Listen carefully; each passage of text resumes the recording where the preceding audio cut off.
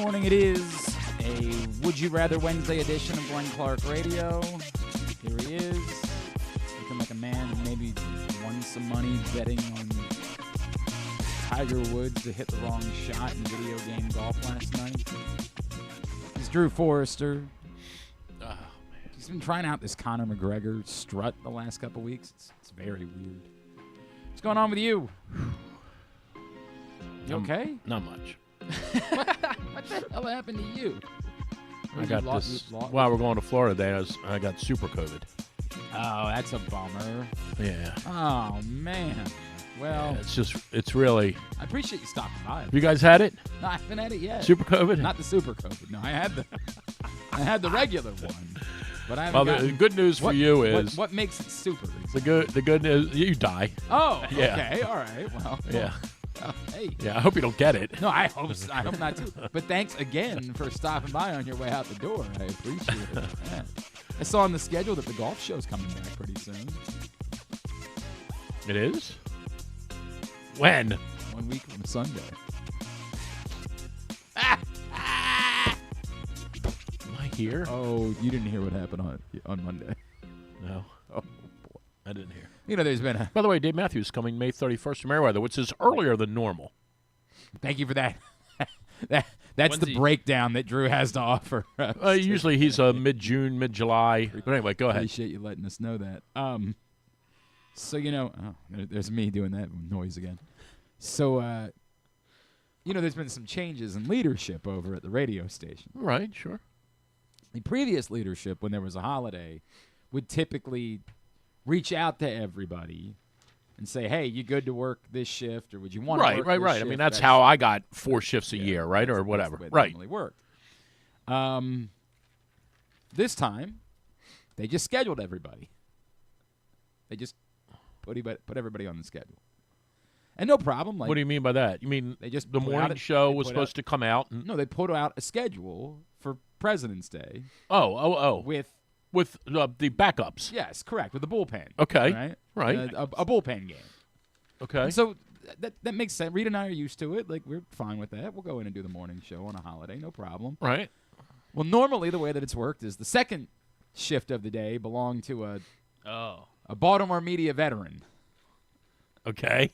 Oh, I like where this is going. I look over at 8:45. Oh, I like where this is going. And I say, well, that's weird. He's usually here by now. Oh, I love this. So I say, let me go ahead and make a phone call. Let me give him a ring and see what's going on here. Oh, I love this. So I go ahead, much like someone did in Providence one night years ago. I'll never know exactly who that was. Oh, I give him a ring.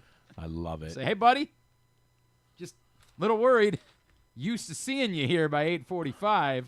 You're running. It's happened before. He's run late. Right. Stop to get a coffee or whatever. He said, hey, man, could you stick around and do an extra segment? I'm running late that day. Sure. Traffic was... Nobody cares. Right. Whatever. No, it's a holiday. Who cares? Right. He said, huh? I said, yeah, are you running late? Like, are you going to be here? Do you need me to stick around for a segment? He's like, I love it. I'm at the mechanic. I said, well, that doesn't sound good. Are you going to make it in time? He said, I didn't know I was working today. I love it. I said, well, can you be here? He said, no, I don't have a car. So there was a little bit of a hole in programming on Monday. So what they do? Network. Just shove somebody in there? No, what we used to do over at the old radio station, they just flipped it over to the network. Okay, for right. They have hours. Who is the network? They have an Odyssey National. Infinity is what they call, I think, right? Gotcha. Infinity Sports Radio. Is that Amy Lawrence still? Amy Lawrence apparently left. I just saw this like 2 weeks ago after the Super Bowl was her last. I think she's going to do play-by-play now. Oh. Amy Lawrence is very good. She's awesome. Extraordinarily good. She's awesome. She did an FCA thing for me. Very, very devout Christian. She did an FCA thing for me about 3 years ago in Zoom. She was really good. She's awesome. Amy Lawrence is it's very difficult to do overnight radio. Like, it's really hard. It's impossible. And what most people that end up getting assigned those shifts, particularly if you're a woman and you got Rick and Reisterstown up at 3:30 in the morning, calling you up, going, "Are you Amy?" Yeah, there's a little bit of that for sure. But a lot of the people that get like tasked with this, like, hey, go give it a shot, they just play the lowest common denominators. They're like, we'll just do LeBron versus. Yeah, like, they'll just say like, Jalen Hurts is overrated. I don't care that he won the Super Bowl. What can I do right. to get a bunch of people to call in? Right. And that's what I'll do right. because I got to get through. Jordan was overrated. Right. Whatever it is. Amy Lawrence was not like she was very good. Prepared. She knew her stuff. She definitely knew sports. She was engaging, entertaining. I did when I was working in D.C. A couple times. She did her show from the studios in D.C. and she'd like grab me and have me, and I really enjoyed. And I actually would just listen. I think Amy Lawrence was outstanding. Yeah, was really she's fun. definitely better than you. Yep. Well, I mean, that's not. Come on, that's a low bar, man. Like, I think we can do better than that. What is? What I being better than me? Christ. Oh, that was on the. I said that on the air. I mean, but seriously, it's like, she better be. What was the Jim Carrey movie when he would say stuff and he was liar, liar, liar, liar? Yeah, she's definitely better than you. Pen is royal. What did you think about Sunday night? It was good. It was. I mean, the concert was better. The Friday night thing was better. Yeah, I didn't see it. Oh, that's a mistake. I know. The Friday night thing was incredible. I know. I thought the first 2 hours, predictably, right? They all mapped this out. They said until 10 o'clock, it's going to be a little family friendly, and after 10, it'll get a little. Scared Straight was a little. Scared Straight was a little over the top. I thought. Did you hear the story about a Scared Straight? No. This is incredible. Eddie Murphy and Kenan Thompson did not know that Will Ferrell was coming. Oh, okay. Or was involved. With the So when you look at their responses now, Eddie Murphy's like, what on earth is this dude looking at? Sudeikis did not know anything that Kenan Thompson and Murphy were going to say. Okay. So his reactions when, what's his name said it? Inspector, you're going to meet Inspector Felicio. Jason Sudeikis like, that's it now. Get out of there. Like, he was being serious. Okay. Like, we can't be saying that. So that was kind of cool. It was fun, and that's all that mattered. It was fun. I thought they had 6 or 7 really, really good sketches. Wow, you were higher on it. Debbie Downer was great. It was fun. Yeah. Scared Straight was the thing of the night. Black Jeopardy was great. Black Jeopardy was. There was one part of it that was great. Eddie Murphy doing Tracy Morgan should have been the entire sketch. Okay, but the whole Eddie Murphy doing I would Tracy agree with Morgan that. was but the whole thing 10.5. was good. Like Kenan Thompson's great. Fine. The Yeah. rest of it was the categories were funny. Yeah, that part it was all. But as soon as they gave you Eddie Murphy doing Tracy Morgan, done. You didn't want anything else. When he said the 4 cheese lasagna, it was the greatest. That was it. Because that's exactly what Tracy Morgan would say. It's so perfect. I eat 4 cheese lasagna. I ain't eat no 3 cheese lasagna. Yeah. Oh, so it was perfect. Spectacular. But anyway, James Earl Jones is my biological father. It was. I wrote about it on Monday. I said, look, these things hardly ever live up to the hype. A week of Jimmy Fallon's got this guest, that guest, this person's on with Seth Meyers, this, that. Like a week of it, there was no way it was going to live up to that, right? But it came pretty close, man. I thought it was really, and they did it for 3.5 hours of live they had comedy. Plenty of talent to do sure. 3.5 hours with. I thought questions from the audience was great. That was excellent. I don't know why it popped me so hard, but Seth Meyers saying this all feels a little forced, and then they're saying, "Well, I don't know. Let's ask Al Sharpton and Ray Romano."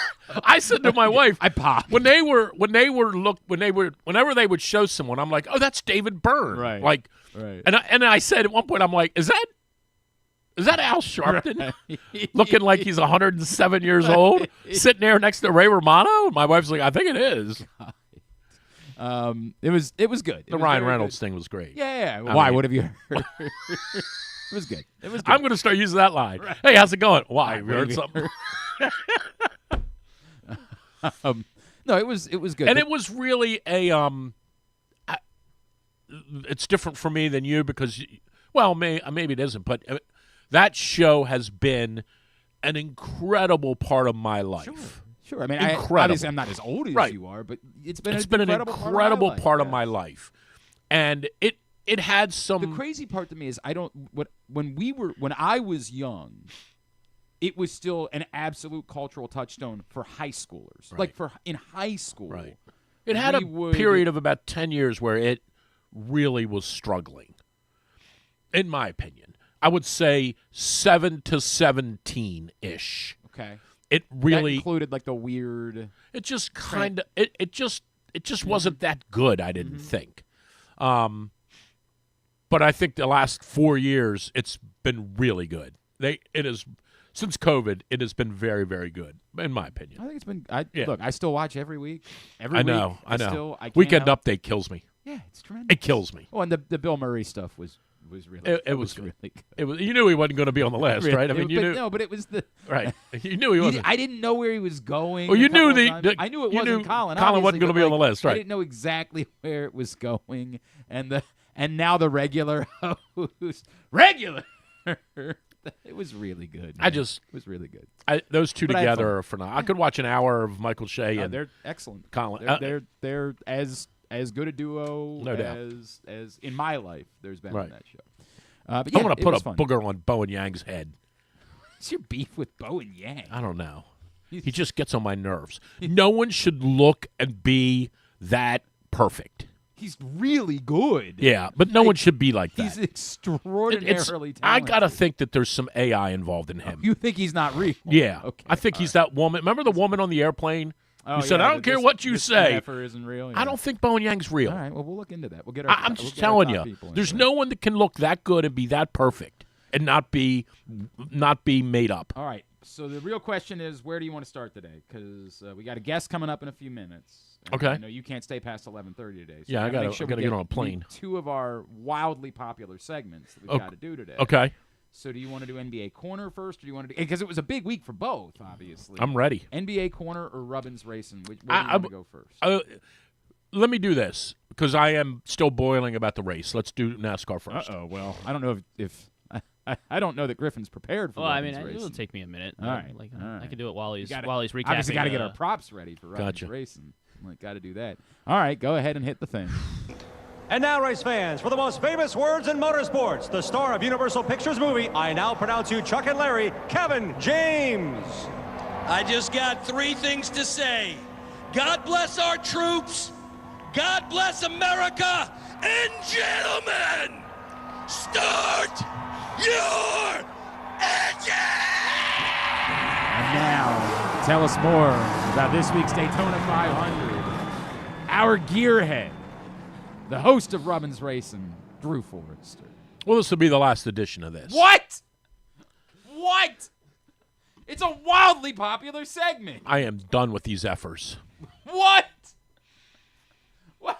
the hell? I'm done with it. How much did you lose? I'm done with it. How much did you lose? I'm just done with the whole idea. By the way, William Byron won. I'm done with the whole idea that you can race these cars around the track for 4 hours and some ass clown bumps into you on purpose and wrecks Denny Hamlin. If you wagered on him, you were very, very upset. You were ready to punch someone in the face. If you bet on Denny Hamlin. If your friend did. Yeah, right. And you were ready to punch somebody right in the face. These clowns who can't drive. And it should be, here's what I would say. They need, and if you're listening down there, NASCAR, if you're listening, they need a red card in auto racing. When you wreck someone, it's a red card. Wow. And you're out for the next race. You got to stop wrecking into people. It's a car race, okay, not a car wreck. Well, that's how they try to win. Yeah, but that defeats the purpose of a guy like Logano having the best car. Logano, yeah. Logano's got the best car. But sometimes the best car doesn't win. You know why? Because he got wrecked. That's the way it works sometimes. So you got to get these ass clown amateur drivers out of there. I'm pretty sure some people only watch for the wrecks. Get them out. NASCAR red card it should be the new penalty. NASCAR red card. Correct. You come out and you get a red card and you can't race the next week. Man. You gotta, just like if you 2-foot someone in soccer, you gotta stop these people from wrecking one another. It's ruining the sport. How much did you lose? About 700. All right. Well, come on. You've lost more in a hockey game. That's true, but I had this thing nailed down with Denny Hamlin. Well, my friend did. Your friend. Who bets on it, NASCAR. Correct. So, anyway, William Byron won, a complete fluke. Embarrassing. Well, He didn't. He's a 2-time. He Daytona couldn't 500 even champion. believe it. When the thing crossed and they said you've won, he said no S. I did? He didn't even know he won. Well, I mean, I think he was pretty excited. It's a joke. Griffin was very excited. He saw the car, and he was like, oh, wow, Jeff Gordon won. Yeah, right. It's a joke. Jimmy Johnson's 102 years old. He almost won. That's true. He's 102 years old. Anything else you'd like to add from? No, it's just it's gotta stop. Okay. These wrecks. It's ruining. Do you want to preview this week's race? It's ruining the Which is, sport. of course, coming up in. You know where they're racing this week, of course. What the hell's this? Oh, we'll get to it. Settle down. You asked for this. You requested it, and Griffin's delivering it for you. Hang on a second. Do you want to preview this week's race? What kind of bread is that? Would you chill? It's in Charlotte. Is it? Oh, no. This week they're in Atlanta. They are in Atlanta. Sorry.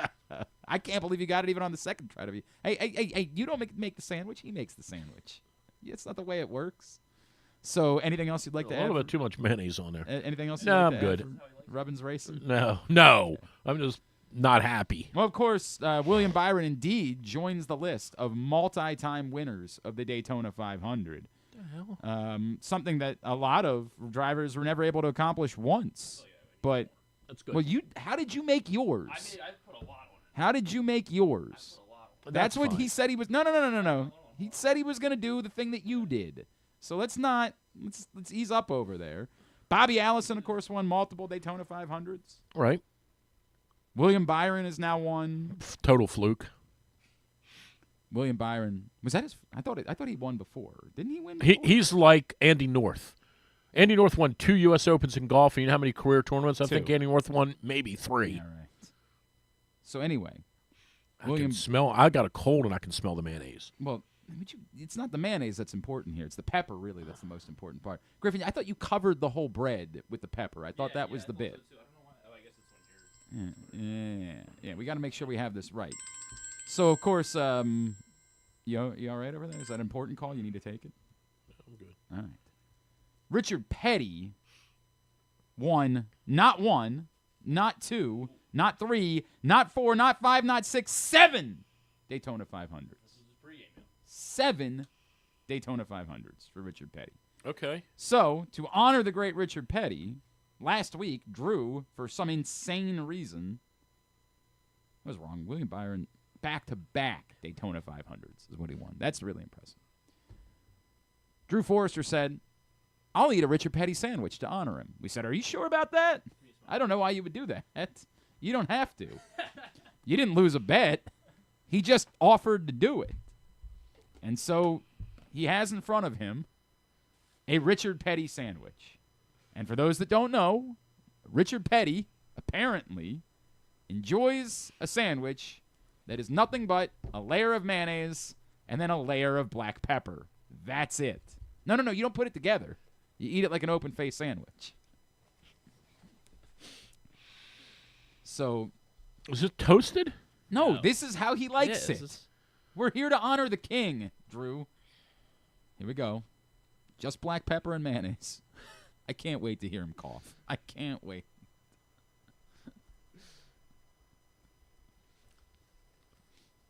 You said you wanted us to provide you food for your appearances, so you're welcome. Holy hell. That is really good. No,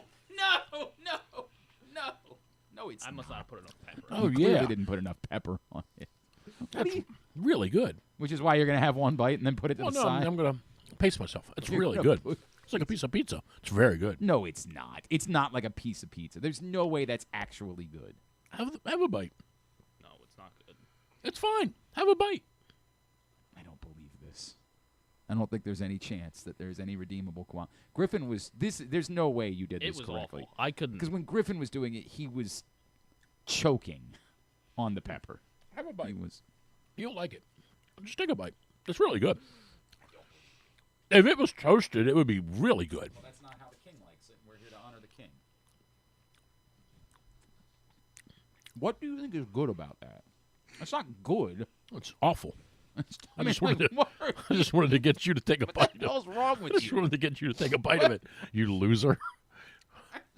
It's the worst thing I've ever had in my no life. redeemable quality to that whatsoever. Here's what I would say. It's like the opera. It's better than you thought it was going to No, be. it's not that. If it had a tomato or a cucumber on it, it'd be really good. Yes, if it had something besides mayonnaise and Yeah, black if pepper. it had a cucumber on it, it'd be very good. But I'm not choking on the pepper, so I'm convinced that Griffin screwed this up because Griffin was legitimately choking. It doesn't go well with coffee. Yeah, that seems like an odd choice. Seems very strange. So that's it? That's all you got for Rubbin's Racing? I just thought the end of the race was a joke. No, you're going to continue to enjoy your... Oh, now the pepper starts coming to you. Second later. I thought the end of the race was outrageous. You're welcome for providing you lunch today. Can't stand it. You should say thank you to Thank you. Griffin. Thank who you. went out of his way That was good. Yeah. to make you, I like it to make you personally. I mean, lunch. I really do. Make you... Where is it? All the things... wait, so you've tried the pizza beans, obviously. What else have you tried that we've done here? Well, the pizza beans did thing that the- Luigi Mangione ate. Yeah, you did I've the- made that you did 3 the times. I've I've made that 3 times at home since. You had the Spam and Oreo sandwich. Delightful. So this is the bottom of the list for you? Yeah. Does it look This like it needs more pepper? this would. That's a Richard Petty sandwich, Let me correct. see. Look at that. That's yeah, exactly what this is. I think that one's covered to the No. edge. No. Well, he's got to finish that. That's the thing. Well, obviously. I'm not finishing. It's terrible. You said you wanted it. I know. You screwed this. You made this poor young man. Oh, he's fine. He's broke. He's fine. And he had to waste his pepper and mayonnaise on you? I would say this ranks third, but if you gave me this and said, "Here's $100 if you'll finish that," I'd eat 4 of them. Like the Oreo thing was fine. The pasta beans thing, I make that all the time at my house. I mean, that was amazing. What's wrong? That was so good. By the way, he's got a big appearance Friday, big court appearance. Oh, you didn't follow your plan. I'm on the you're website. The Luigi Mangione beat writer. They got a website. I don't follow that. Go to they got a That's website. good. There's a Luigi Mangione website. I'm sure there is. I just don't care. Wrongfully accused. All right.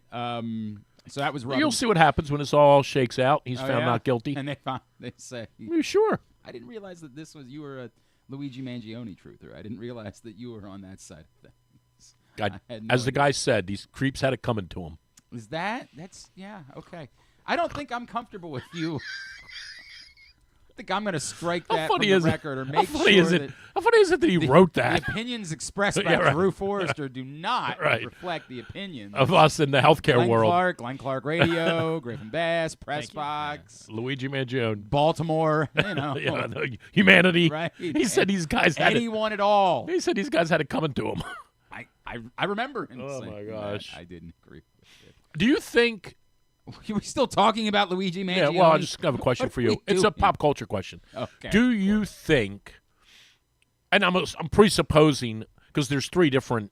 I'm still I can Trials. The pepper is still in my throat. There's 3 different trials, I right? Take it back. There was enough. But pepper. the big trial will that be televised? A. Is that? I don't know how New York Yeah, works. I don't know how New York Oh, works either. it's a state thing, you think? It is. I remember like the Johnny Depp thing was obviously televised. Where and was like that? In California? Yeah. it No, that was in D.C. Remember? Oh, was it really? Yeah. Who that was- won that? He won, right? Won that. Yeah. Well, they both were awarded something. It's like the but Mass he and was Orioles thing, awarded- right. Yeah, more. Right. He should have been. Fairfax County, Virginia. It was Virginia. I don't know how New York works, but if it's televised, Well, they didn't televise the Donald Trump trial, right? right? So that would suggest to me that probably New York doesn't do Allow that. for it. Yeah, Right. If that would be my Right. my thought. Right until CNN tells them they can sell advertising for Well, it. I'm pretty sure they could have sold advertising in the Trump trial. I'm pretty sure. Yeah, another guy that was not guilty. Well, that's actually not how they found it, but What? yeah, I don't know if you remember. that Our wasn't- our president? I know. What? It's crazy, right? Right. What a time. Our president got in trouble? Hey, man, lots of things happen. Well, what'd they sentence him to? Yeah, not much. Not being the president, I believe, is what his That sentence helped. was. Yeah, right. That is a sentence. Do you think this trial will have the same pop culture-ish impact that OJ No. did? Not a chance. Because nothing ever will. It was a different time. Like, you can't have that anymore. Okay. Not everyone cares about the Super Bowl is like the only impervious thing to this. There's just nothing shuts the country down. And also, while he's become a internet celebrity, old people in Kansas don't really know. They just know, oh, right, I've heard about that story. They're not obsessed with the internet the way that we are. Everybody in the country was obsessed with O.J. Simpson because he was a giant celebrity. He transcended sports. You know, he hosted Saturday Night Live, as we were reminded this weekend. It'll be big. There's no question about that if it's televised, but it won't be like that. It can't be like that. Nothing will ever be like that. There are only 2 states where you are not allowed to be, where you can't televise the courtroom. And what are they? New York and Indiana, for whatever reason. Isn't that weird, right? Like, it's really. But does it matter if it's a federal charge versus a state charge? I don't. It may. Whatever. I'll try to know. Whatever. That's the deal. All right, let's take a break. When we come back in, Scott Let's Braun's talk going to some join sports. us. We will. Scott Braun on the Baseball America podcast. Of course, you know Scott Braun, formerly of MLB Network, now with Foul Territory, going on about what a weird offseason it was for the Baltimore Orioles. Oh, yeah. Remember when you were – remember that? Now all of a sudden you agree. Now all of a sudden you want to have a conversation. It was weird. I mean, we do have Tyler O'Neill and Nick Gordon. Got that going for it. Well, I don't know if Nick Gordon's going to be on the opening day roster. No, you want to bet? Tony Kemp was. Tony Kemp was. That is true. So we'll talk to Scott Braun about the Orioles' weird offseason. Griffin, remind everybody about the CIAA tournament. It is coming back less than a week from today. Baltimore welcomes the excitement of the Food Lion CIAA men's and women's basketball tournament to CFG Bank Arena February 25th. That's next Tuesday, running through March 1st. Get your tickets. They are available now at Ticketmaster.com. Again, head over to Ticketmaster.com and get your tickets to the Food Lion CIAA men's and women's basketball tournament at CFG Bank Arena February 25th, running through March 1st. Scott Braun joins us next. It's Glenn Clark Radio. COVID-19 and flu viruses are circulating in Maryland. But don't worry. Protection is within arm's reach. Protect your health with this year's COVID-19 and flu shots. It's safe and convenient to get them both at the same time. Flex your protection. For more information, visit health.maryland.gov/vaccines. This message paid for by the Maryland Department of Health. Whether your focus is luxury and comfort, convenience and technologically advanced connectivity, or sporty performance and aggressive styling, we've got the perfect Highlander for you. Check out buyatoyota.com for deals on new Highlanders from your local Toyota dealer today. You're gonna love February at Live Casino and Hotel Maryland. Sweeten your Valentine's Day with a chocolate bar February 13th and 14th. Pamper yourself and your partner with Valentine's Day spa discounts February 10th through 21st. Celebrate the Year of the Snake and win a Lunar New Year luxury brand collection February 28th. Plus more ways to play, dine, and win all month. At Arundel Mills, must be 21. Please play responsibly. For help, visit mdgamblinghelp.org or call 1-800-GAMBLER. Gambling can be a fun and entertaining experience, but there are risks involved. If you're planning on betting on the game at the casino or on your phone or computer, know your limit, stay within it. Set a budget and a time to stop. Remember, gambling isn't a financial solution, and it doesn't mix well with alcohol or drugs. Know the risks and have a plan before you begin gambling. For free and confidential services, call 1-800-GAMBLER 24/7 or go to helpmygamblingproblem.org. Driving in Maryland? Did you know an Easy Pass from DriveEasyMD.com can save you time and money? Of course you did, because you are a thrifty driver. An antenna reads your Easy Pass transponder and automatically deducts the toll from your Easy Pass account. There, you just saved money with Easy Pass, all without slowing or receiving a notice in the mail. Well done, thrifty driver, well done. Get your Easy Pass at DriveEasyMD.com. The votes were all counted, and the results are official. Royal Farms was named #1 for food in the USA Today 10 Best poll, receiving more votes than any other convenience store chain in America. The next time you want to get some good food fast, doesn't it make sense to go to Royal Farms? Voted best in the USA and home of world-famous chicken. Real fresh, real fast, Royal Farms. Contrary to what some people believe, I actually like this guy when he sleeps. Glenn Clark, talking sports. All right, back in here on GCR as we. Oh my God! There's apparently Jesus. There's apparently a story out. Justin Tucker's involved in some, like inappropriate behavior with massage therapists. I don't know the same guy. It's got to be a different Justin Tucker, right? Kicker. Ravens kicker. I don't know. I'm just telling you, it's out. It seems unlikely. I don't know. It's out. There's a story out. Is that the material you prepared for today? Did you rehearse that one in the mirror, or did you just come up with that one? The Ravens are waiting until he gets to an even 24 right, then before they make a comment. Then do you think? Let me ask you before we get to this guy. Should they make a comment at this point? Should they? Yes, but I agree. They're not going to. I agree with save that. this. Okay. Save this. Well, we can talk about it because they're gonna both Eric DeCosta and John Harbaugh are gonna have press conferences next week in Indianapolis. It's gonna come up. Let's talk about it a little bit later on because I've got predictions for how that's gonna go. Right now, well, let's talk to this guy because he and I are kindred spirits. 100%. The Orioles have been a train wreck. This man. Oh, my nerves. Of course, you see him on Foul Territory. He's also part of the Hot Sheet show with Baseball America. And on that show, they were talking about the Orioles and how weird the offseason was. Well, we got Nick Gordon. Yeah, got that going for him. And, yeah, checks boxes. It was a very weird offseason. Joining us now, he is Scott Braun, and he's with us on GCR. Scott, it's Glenn and Drew here in Baltimore. It's great to chat with you, man. Thank you for taking the time for us. Glenn and Drew, great to talk to you both. I feel heard because I'm actually leading this charge among our group, and I'm receiving a lot of hate from Orioles fans, and it's one of those, what? It's not you.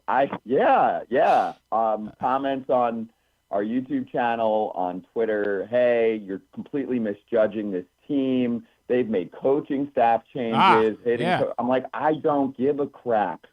I roasted them at the trade deadline last year. How did that go? And I love Gunnar Henderson. I think Jackson Holliday's going to work out. I love Adley Rutschman and think that he's going to be a bounce-back guy this year. We can get into all this, but they are not doing their job with transactions to put the final pieces together to be a World Series team. This is exactly what you just said is what this comes down to. Like they're not a bad baseball team by any stretch of the imagination. There's a world in which if everything goes right this season, if Adley Rutschman bounces back, Jackson Holliday takes a step forward, they can be extraordinarily competitive again and maybe even win the AL East. But using what you have, the resources that you have, allegedly, an owner who says there's no financial limit, to close the gap and to get over the hump while you have this core, and then coming up with this, that on paper you're not even as good as you were a year ago. Well, they got Charlie Morton. Right, they did get Charlie Morton. It really is insane.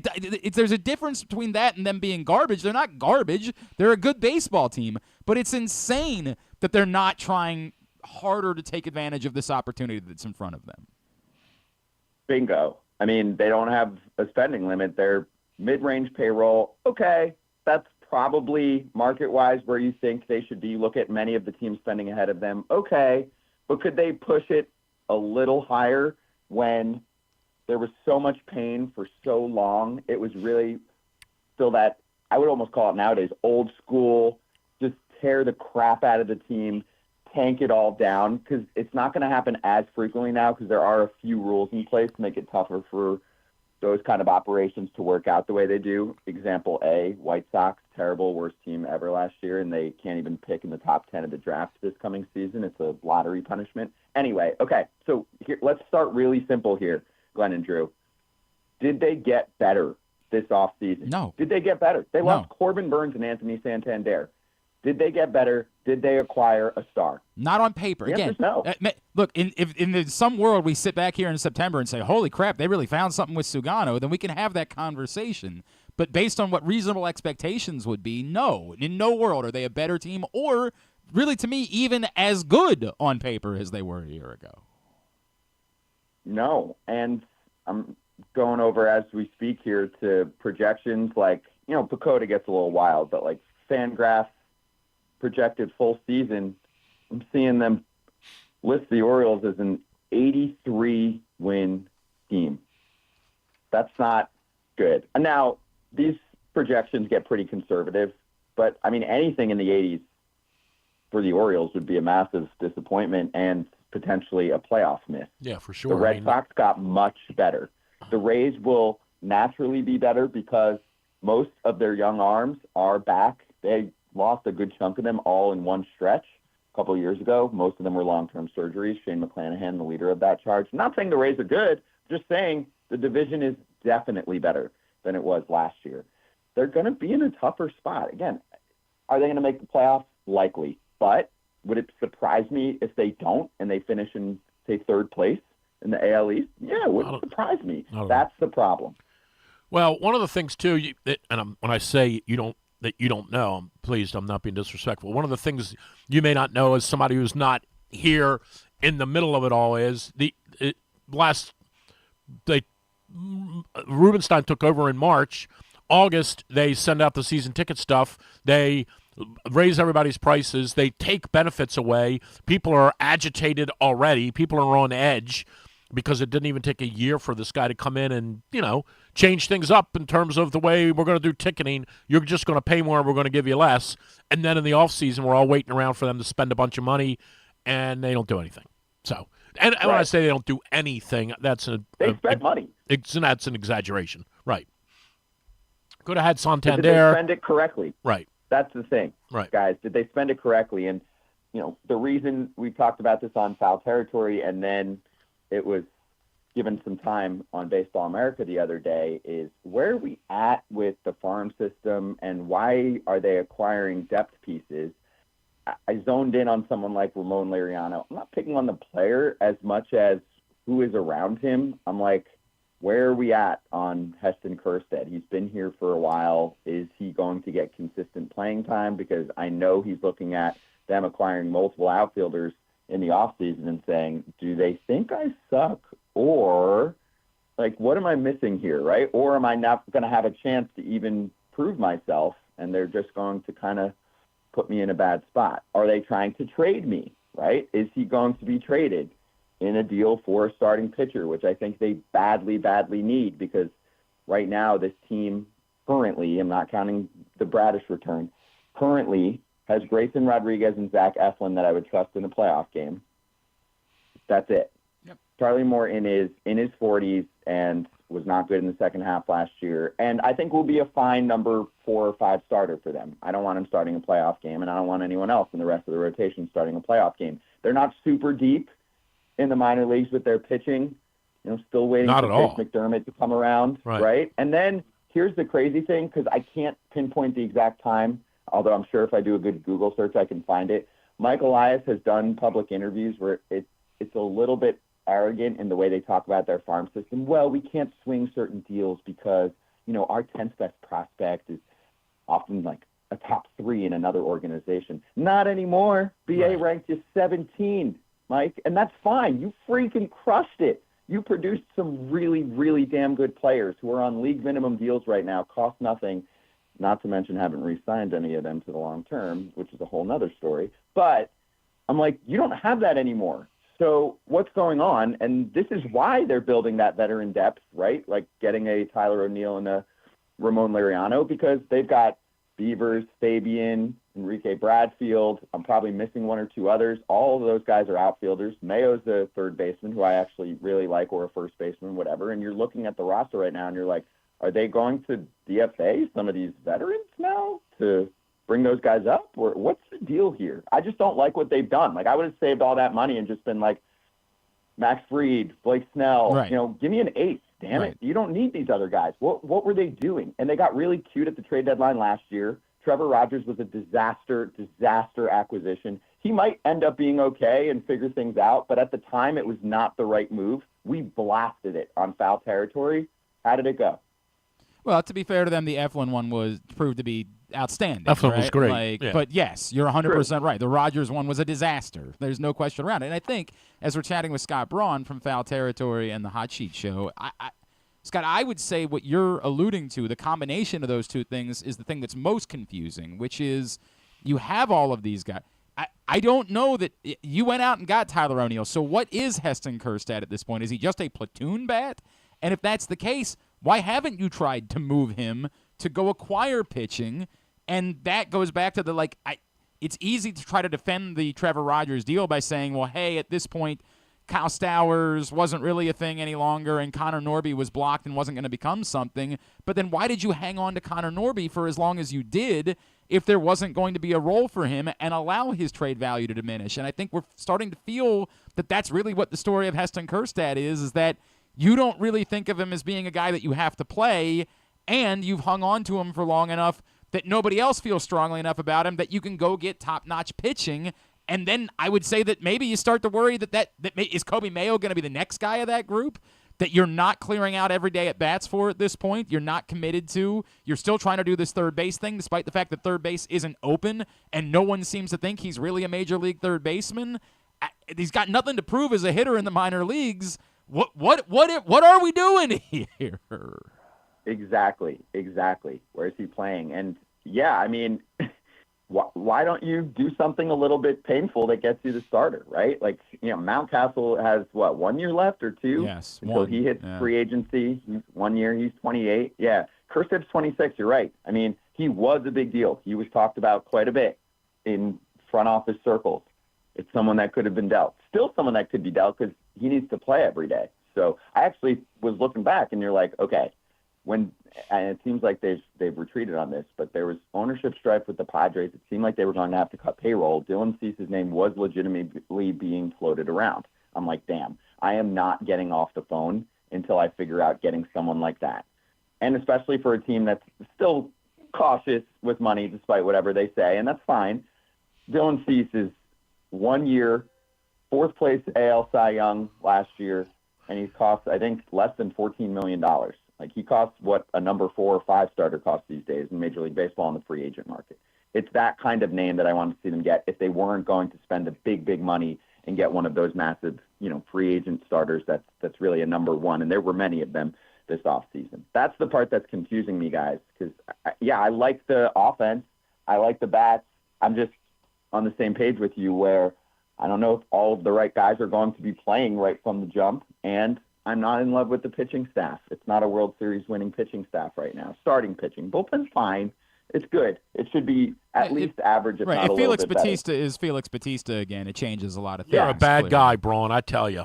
Right. Well, hang on. Let me go back to. I'm like, what am I missing here? I know. I'm not just saying this team sucks. They're not going to make the playoffs. I know. Lost team, whatever. But I'm getting into it with some fans because on the YouTube chat, you can go back and forth quicker. It's not like you have to conduct your tweet and whatever. Like it's just more of a text almost. And I'm just like, guys, relax.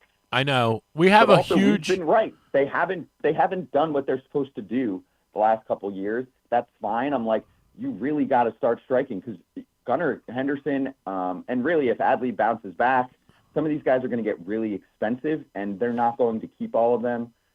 So if you're not going to get the extensions done, it starts to get a little nerve-wracking. Right. We have a huge inferiority complex here. I don't know. I still think that the people that you're talking to are in the minority. I think that most Orioles fans are extraordinarily confused. Well, they're still excited because, again, Gunnar Henderson, Adley Rutschman, but I think that Have you seen those orange uniforms? Yeah, I don't know about those. Those now, are let awful. me go back to something, Scott.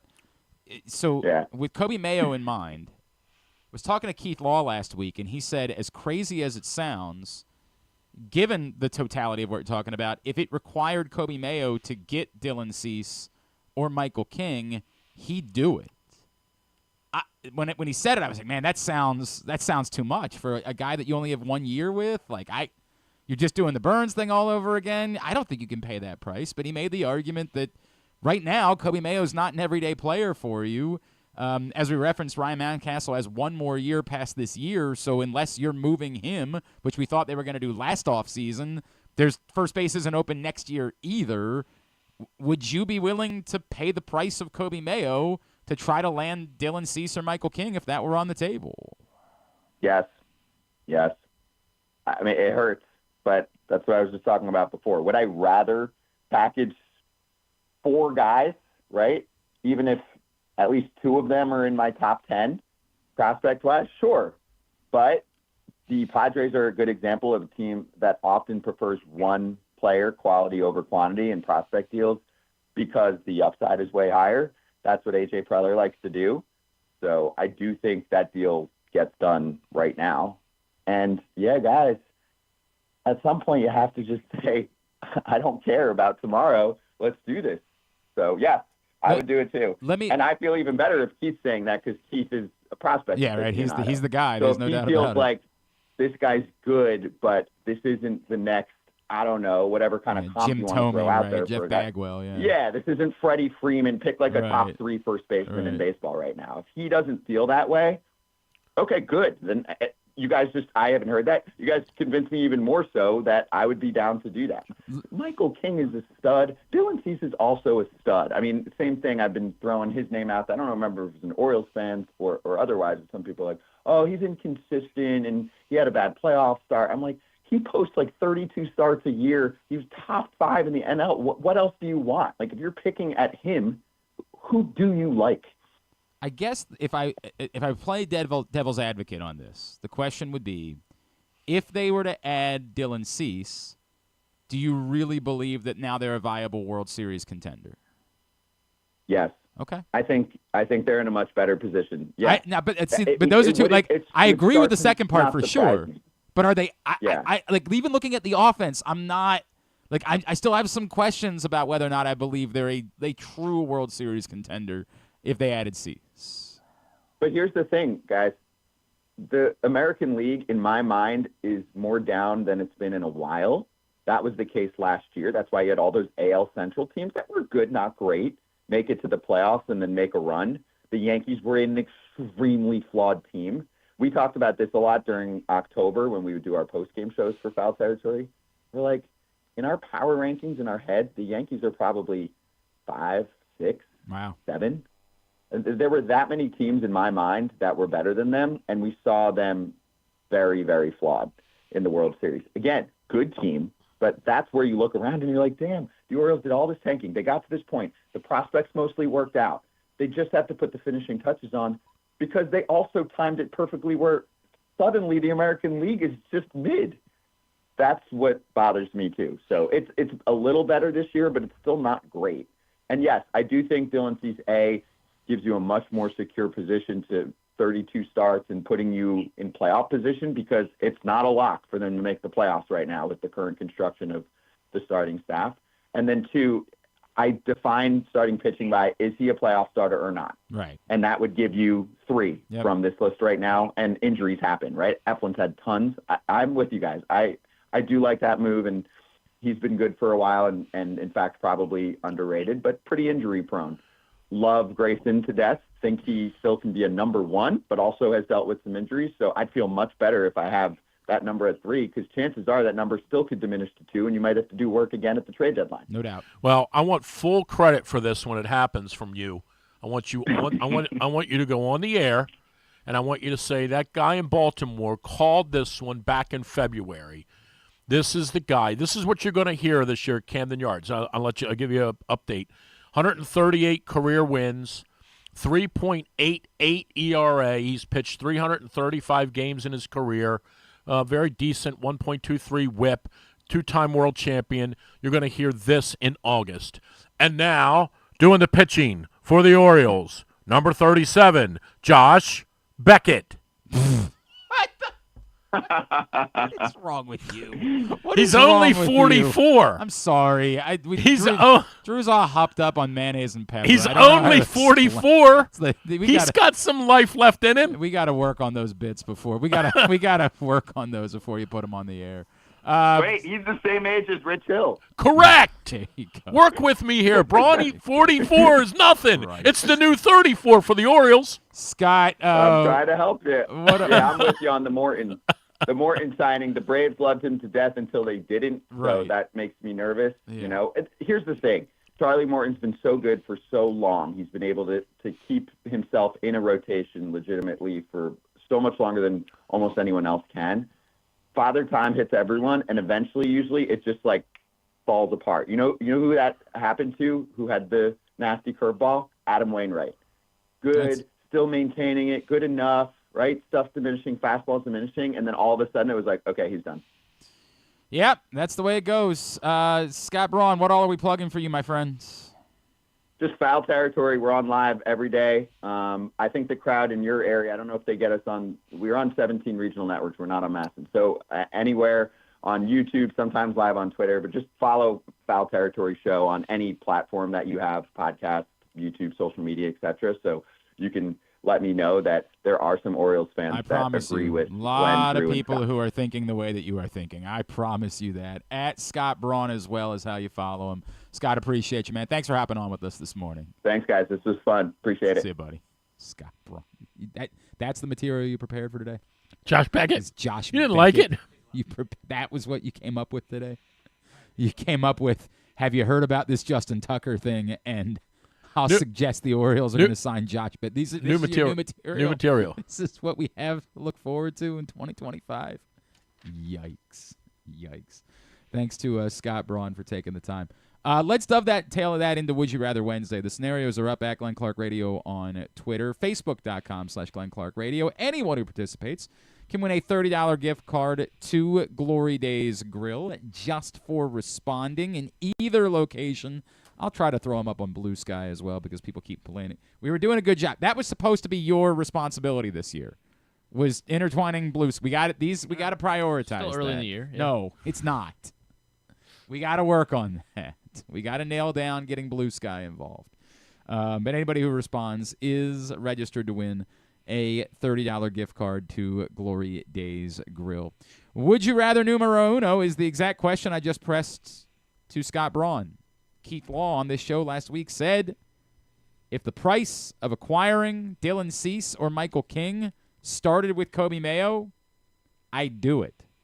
So would you rather trade a package starting with Kobe Mayo to the Padres for Dylan Cease or Michael King, your choice, or just stick with what the Orioles have because that price is too much? I'm not giving those guys away. So I'm not giving. Who's those guys? I asked about one guy. Oh, Mayo. I mean, I'm not giving guys of that ilk. I'm saying, like, I'm not. Oh, but you'd be getting Dylan Cease. No, it's thanks. Not giving him away. No thanks. Pass. We're good. We got Jared Jurgens. You just they don't, unfortunately. Jerry's we no did. longer with them. You were just complaining about how they don't have any pitching. We're not giving you Kobe Mayo. We're not. We'll give you that. We'll give you the. Why don't you take Kjerstad? They don't want. That's the problem. Why don't you take Kjerstad? They're saying no thanks. We're good. No, but we want you to have him. Right. Understand? They're saying we're good. Okay. Here's what we should do. Right. Just for fun. Yeah. Agree to the deal. And then send Kjerstad. Anyway, right? You've talked about that before. I don't think that's the way that those things tend to go. Can you imagine that? That's what the Lakers gets off. The Lakers were surprised when they made that Doncic deal, and then they got off the plane and they were like, "That looks like Fred Flintstone." Brother. Yeah, right. The guy looks like Fred Flintstone. Griffin. Oh my gosh, it's and Cease is a rental. Tough. They would both be rentals. They both are on expiring contracts. No thanks. I mean, because Kobe, I don't know. Kobe I is think up your supposed mind to be, here, dog. He's supposed to be a surefire guy, right? Like, but a surefire what is the question? Is he a surefire Ryan Mountcastle or is he a surefire Jeff Bagwell? Like, and if he's a surefire Ryan Mountcastle, then okay, you can come up with another surefire Ryan Mountcastle or keep Ryan Mountcastle. Yeah, right. Yeah. Yes, correct. You have a Ryan Mountcastle at home. Man. I know, because it is like everything that everyone's talking. You know, Kobe Mayo's got this incredible arm, and you're going to stick him at first base, so we're not going to see that at all. Like you couldn't even find a way to put him in right field or something to utilize that. I don't know. It's maybe we're going to see something over the next couple of weeks of them experimenting with him in spring training and him. They seem pretty committed to this third base thing, but there's no way. Like it's didn't Hyde yesterday say Westbrook's going to be playing primary third base. You have three guys take reps at second, that have to play three infield positions. You don't have room for Kobe Mayo to be playing any of those infield positions. Yeah, I'd do it. This guy just wants to give away Kobe Mayo. Yeah, right. He's just trying to get rid of him. He just doesn't. It's fine. When he goes out there and he's the MVP. I'd like to win a World Series this year. That'd be fun. That's what he said. I guess we figure out a way to beat the Dodgers. We're not going to the World Series, Cap. I know I should say no. Like, I know that I'm supposed to say, like, absolutely not. There's no way. Well, go ahead. But they did this to themselves. It's not a good trade, but what they're doing isn't good. So you're in a bad spot because of it, and because of the bad spot you're in, I'd probably say yes as well. Well, here's what I would say. If you take Dylan Cease's last 15 starts ish, and you take what Kyle Bradish's 15 starts are going to be, Bradish is just as good as Cease. As long as Kyle Bradish is Kyle Bradish when he returns, and that's he will be. You say that, I have no idea. He's Well, been through a lot at this point. Yeah, imagine you have Cease and Bradish. Yeah, Bradish has had Tommy John surgery. Everybody gets it. I understand. It's like getting your wisdom teeth out. I get it. Some guys are opting for it now. Well, they're asking children to do it now at this point. Right. They're like walking up to teenagers on the street. Interested in having Tommy John "Wanna do a surgery? little Tommy John Yeah. surgery? Yeah, I hadn't thought about it, but I guess I'll try it. Yeah, but to Griffin's point, and to the point that Scott Braun makes, great. Well, that'll help when one of these other guys gets hurt. These guys are all Debbie Downers. Like this notion that Debbie Downer. This notion that everything will be solved by Kyle Bradish. I'm just the eternal optimist, I guess. Yeah, that's who you are. It's the eternal optimist. It's the role I play here. I'm the eternal optimist while you guys are Debbie Downer. Yeah, that's who we are. Because we want to make the team better. We're Debbie Downers. Number 2, would you rather revisit the Pittsburgh Steelers quarterback position? As a Ravens fan, would you rather? You're obsessed with that. The Steelers trade the number 21 pick. They have 21 in the draft, okay. For Matt Stafford. Or they bring back Justin Fields, and then they draft Jackson Dart with the 21st pick. You mean Kenny Pickett 2.0? Well, I would say he doesn't have the same. I would He's say got bigger hands. Yeah, he's got bigger hands. I would say the Fields Dart thing falls under the proverbial category of a bullseye, because Fields Dart. Oh my God. I mean the Dart, yeah, but Fields, I'm not really sure what you were doing with barbecue that. sauce. Yeah, there you go. What did Gravis Vasquez get on his SAT? Oh my God, have you heard the hockey call yet? No. Oh, God damn it. Hang on a second. Who did it? Irony in what I just said. Hang on. What did Gravis Vasquez get on his SATs? Yeah. Barbecue sauce. Do you know what I'm talking about, Griffin? No, I haven't seen it. Oh, hang on a second. Is it on Twitter? Oh, I'm afraid I might have deleted it. Son of a bitch. Hang on a second. Oh, my God. There was a Winchester-Woburn hockey game in Massachusetts. Okay. Apparently, this is a big deal. Okay. Griffin, where can I send it to you? I don't know, Twitter or email. Either. Hang on a second. And this is a big rivalry. It's Calvert Hall Loyola for Massachusetts high school hockey, right? I just sent it to you on Twitter message. By the way, I don't want Pittsburgh getting Stafford. So you would rather Fields? I don't want them having a real quarterback. Yeah, but I don't really know at this point what to make of that, right? Like, what do you mean? If he's a real quarterback, for how much longer is he a real quarterback? I don't want him to have real. He's 37 years old. They're the Steelers. Like the other scenarios, I understand that, but the other scenario, they might find a quarterback for the next 20 years. No, they won't. Okay, you just don't think they can do that anymore? I think Roethlisberger is going to be the last one they'll ever figure that out with. Yep. Do you have it? Yes, I okay. have it. So this is the setup. It's a 2-1 game late in the third period. Okay. And Winchester scores a goal to go up 3-1. Okay. This is the Woburn Brog. I have no idea if this is a high school kid. Okay. This is an adult. It's a big game, so it's probably an adult calling the game. Okay. And what you get is the single greatest call, in the history of sports. Okay. Mack with the save, and they score, God damn it. Sorry about the swear. Mack with the save, and they score, God damn it. Sorry about the swear. It's my favorite. Mack with the save, and they score, God damn it. But no, you have to Sorry leave the about last the part swear. in. You're dumping it after. It's better. Mack with the save, and they score, God damn it. Sorry about the swear. It's just Oh so my great. gosh, that is. Can you imagine doing that? Loyola. So Massachusetts. Comes around the crease. Oh, everybody's mad at me about all my Yeah, right. calls. I'm not doing. This is what they want. This is what the Maryland fans you think. should've That's said, what. No! Right. They think that I sounded like that when I called the goal. That's what they think I sounded like. You pretty much did. No, I didn't. Without swearing. Matter of factly, I said who scored the goal and that Maryland won. And he scores. Oh, that was great. This week they were mad that we didn't call the officials out more. The Loyola fans were mad this week. Who won that game? Hopkins. Oh, yeah, it was close, right? Yeah, it was a 1-goal game again. Yeah, right. You're the tonic for. Is that what it is? you're- It's on me. yeah, No, right. now the Loyola fans are How was the mad. crowd at Hopkins? It was at Loyola. Oh, it was at Loyola? Yeah. How was the crowd? It was great. It was tremendous. Was it? Yeah. Is No, Hopkins that was- good? Are they back? Yeah, they're very much They're back? They're 4-0. They're Okay. they're rolling. I mean, this one. Like In the old days when they were paying all the players and nobody could get any, then nobody beat them. That's a great point. Yeah, they should think about doing that. All right. Well, now you can, and this is my favorite. that's why they don't win. It's my favorite. I had so much good audio this week. that was so good. And they score. Hang on. They score, goddamn. They score. God damn it. Oh my man. God. Sorry about man. the swear. Sorry about the swear. And he just sounds so Massachusetts. No doubt. Like, it's the most Massachusetts Right. thing you've ever heard in your Sorry life. about the swear. Like, that guy was born to be a masshole. Like, he Yeah. is nothing. Right, there's right. nothing else. He was in Manchester by the Sea, I'm pretty sure. That guy I'm almost certain. Oh, my God. I love was it. Amazing. Amazing. I love it. All right. Anyway. Are we talking TGL or not? No, of course not. Why would we ever do that? Jupiter didn't cover last Yeah, night. give it. That's a bummer. As a Ravens fan, Stafford, Yes. yeah. You want them to get Stafford. Yeah. So that way Want they them to just get keep, Stafford. Are you I mean, nuts? so what? They'll be competitive this year, and then what are they going to do for the next 3 years? Like, not have a quarterback? Like, yeah, Stafford. That's what they And want. are we sure Stafford? I mean, I don't know. How old is Stafford now?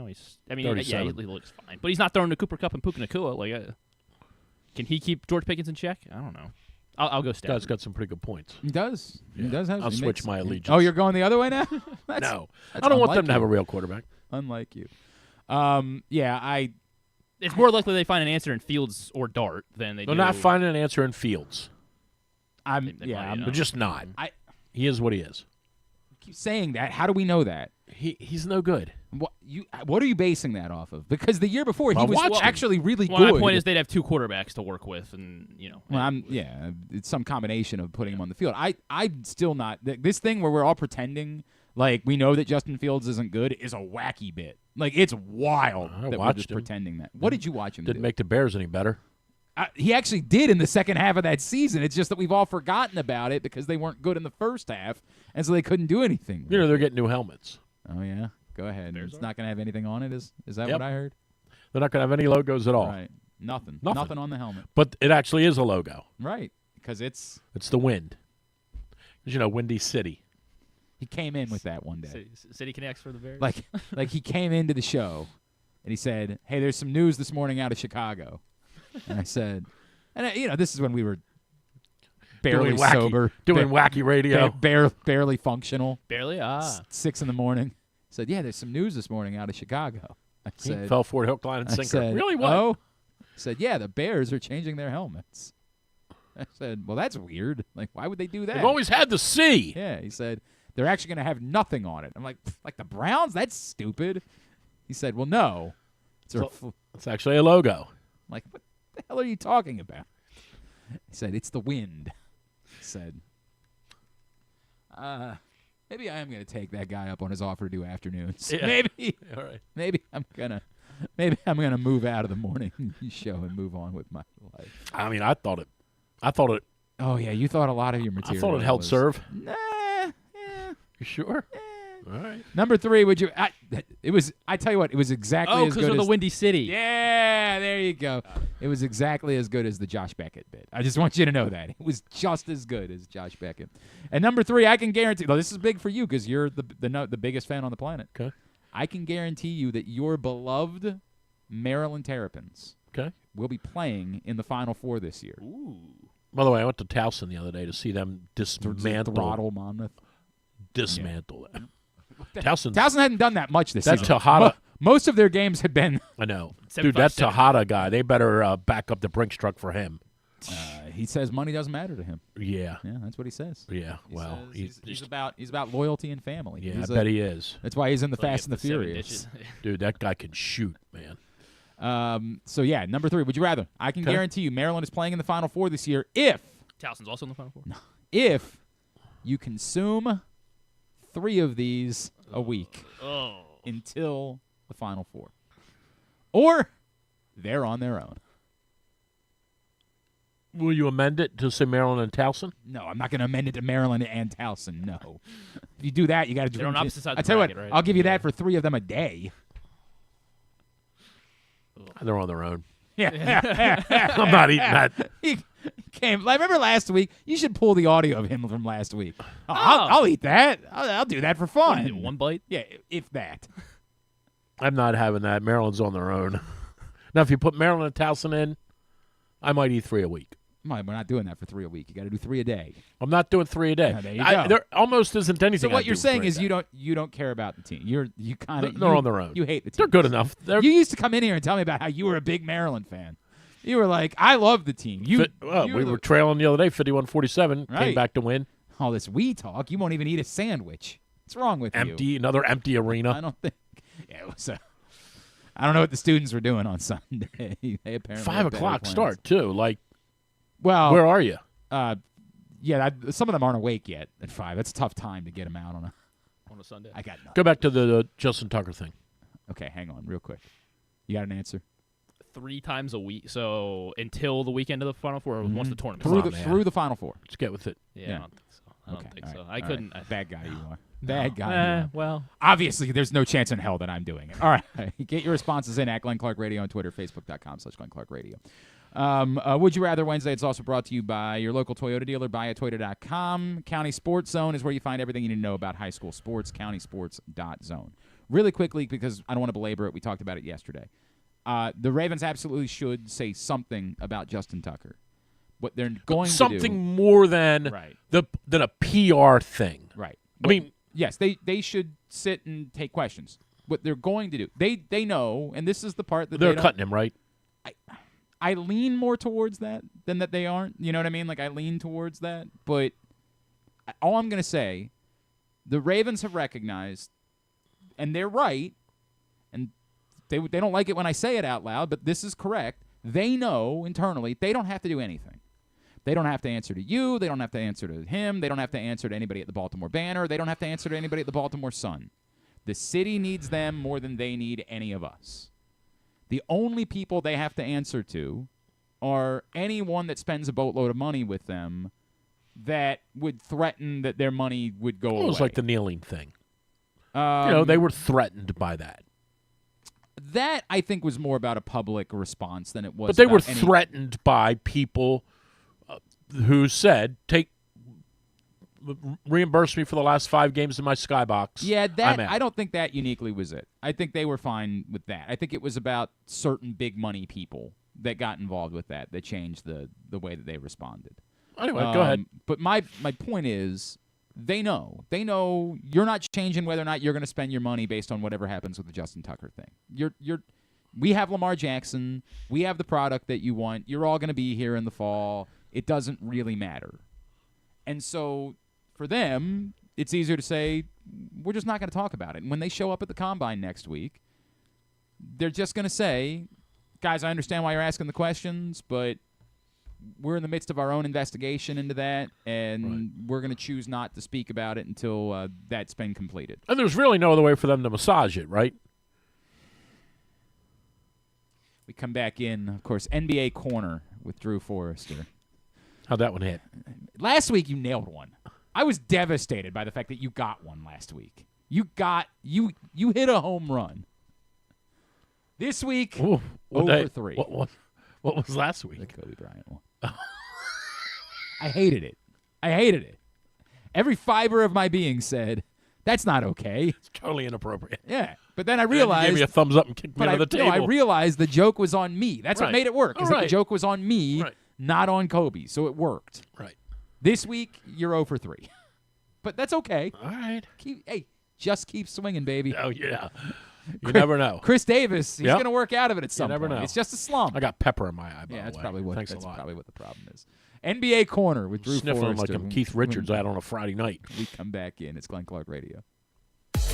You're going to love February at Live Casino and Hotel Maryland. Sweeten your Valentine's Day with a chocolate bar February 13th and 14th. Pamper yourself and your partner with Valentine's Day spa discounts February 10th through 21st. Celebrate the Year of the Snake and win a Lunar New Year luxury brand collection February 28th. Plus more ways to play, dine, and win all month. At Arundel Mills, must be 21. Please play responsibly. For help, visit mdgamblinghelp.org or call 1-800-GAMBLER. Driving in Maryland? Did you know an Easy Pass from DriveEasyMD.com can save you time and money? Of course you did, because you are a thrifty driver. An antenna reads your Easy Pass transponder and automatically deducts the toll from your Easy Pass account. Learn more at DriveEasyMD.com. Treat yourself and taste the Baltimore tradition that is the legendary Costas Inn. Hey, it's Stan the Fan Charles. For over 50 years, the Costas Inn has been a Baltimore original, dishing out their amazingly scrumptious, fat, award-winning crab cakes and steamed crabs. Every season is crab season at Costas, so make your plans now by calling 410-477-1975 and reserve your taste of heaven. Sit back, crack some crabs, and watch the Ravens chase down another title on Costas' 15 TVs. On Monday nights, Costas offers their half-pound jumbo lump crab cake with 2 sides for under $30, and there are nightly specials Monday through Friday. So head on down to the Costas Inn at 4100 North Point Boulevard or visit them at costasinn.com. Gambling can be a fun and entertaining experience, but there are risks involved. If you're planning on betting on the game at the casino or on your phone or computer, know your limit, stay within it. Set a budget and a time to stop. Remember, gambling isn't a financial solution, and it doesn't mix well with alcohol or drugs. Know the risks and have a plan before you begin gambling. For free and confidential services, call 1-800-GAMBLER 24/7 or go to helpmygamblingproblem.org. COVID-19 and flu viruses are circulating in Maryland. But don't worry, protection is within arm's reach. Protect your health with this year's COVID-19 and flu shots. It's safe and convenient to get them both at the same time. Flex your protection. For more information, visit health.maryland.gov/vaccines. This message paid for by the Maryland Department of Health. Coming back in here with Glenn and the other guy, Garrett, whatever his name is. You know who they are.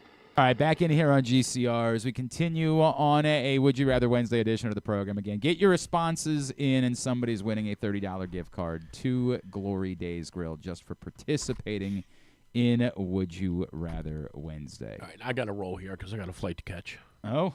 I'm going to Florida. That's right. You keep saying that. Do you want to take a copy of the print issue of Press Box? I got one right here. You can do that. David Rubenstein on the cover. Stan the Fan and I sat down with the Orioles owner for a lengthy Q&A. You can go pick that up right now at your neighborhood Royal Farms, any of the hundreds of locations around town where you find Press Box, and you can read it all at PressBoxOnline.com. Fraud. Which one? Me, Stan, or David Rubenstein? David. Oh, okay. All right. Just, of course. I mean, because spend some money. You could have argued all. Yeah. I would have said like everybody but Stan. Oh. Stan's the good man in that group? Fine. Yeah, he's fine, you say. Also, a lot of college lacrosse in there as well. Go pick up this print issue of Press Box. Who asked the Ravens cooperation question? Stan did. That was a good question. Okay. Well, I'm just saying, that was a good question. Okay. Who asked the Katie Griggs question? Stan did. That was a good question, too. Yeah, it's weird. Go ahead. No, I'm just looking through here. Who asked the Rob Manfred question? I don't remember, actually. What's your relationship with MLB Commissioner Rob Manfred? I don't remember. Who asked the All-Star game at Camden Yards question? I don't remember.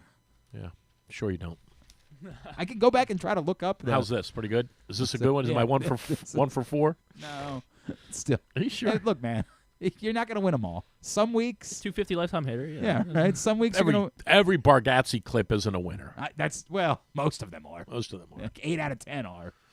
Like, that guy bats pretty high. Jim Gaffigan has such a funny.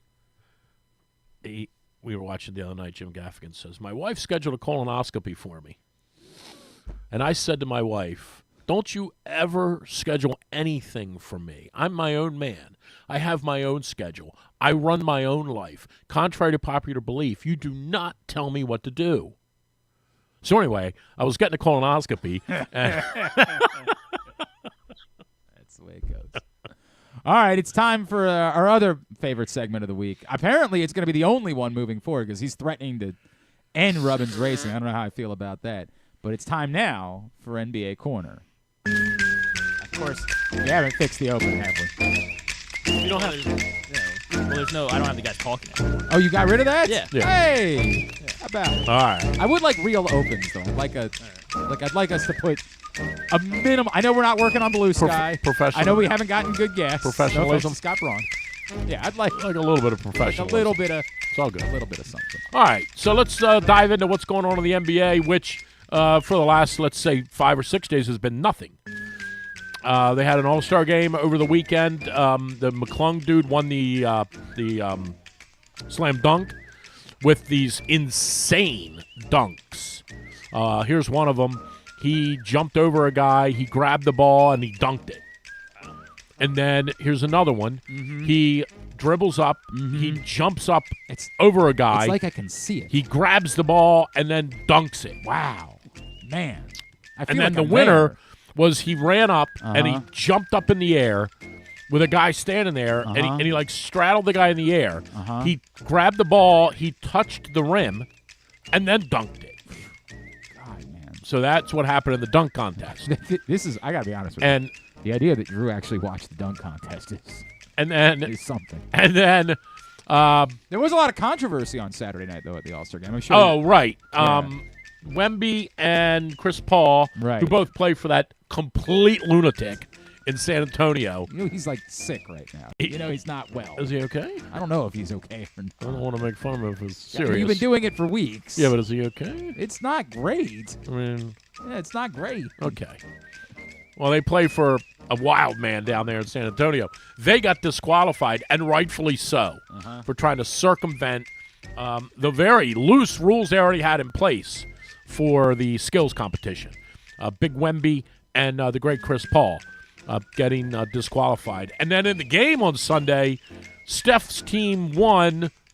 I think it was 41-25, first team to 40. I think they won 41-25. They covered. Let's be honest. Team Shaq. Show some respect. Right. Team Shaq. The NBA All-Star game, and let me just do this real quick. Good. I've been waiting for this. The Major League Baseball All-Star game is legitimate. No, it's not. No, It's This terrible. is my segment. It's terrible. The Major We're League not just Baseball. going to say nonsense, though. The Major League Baseball. Really? Since you've been doing this show for how long? In this segment, we're not going to do that. In a segment that matters as much to people as NBA Corner. Major League Baseball's All-Star game is legitimate. The pitchers try. No. The hitter. Let me finish, please. The NHL All-Star game is quasi-legitimate. Well, it doesn't exist anymore. Well, they have a weekend thing. They don't. They got rid of it. The football Pro Bowl is an outrage.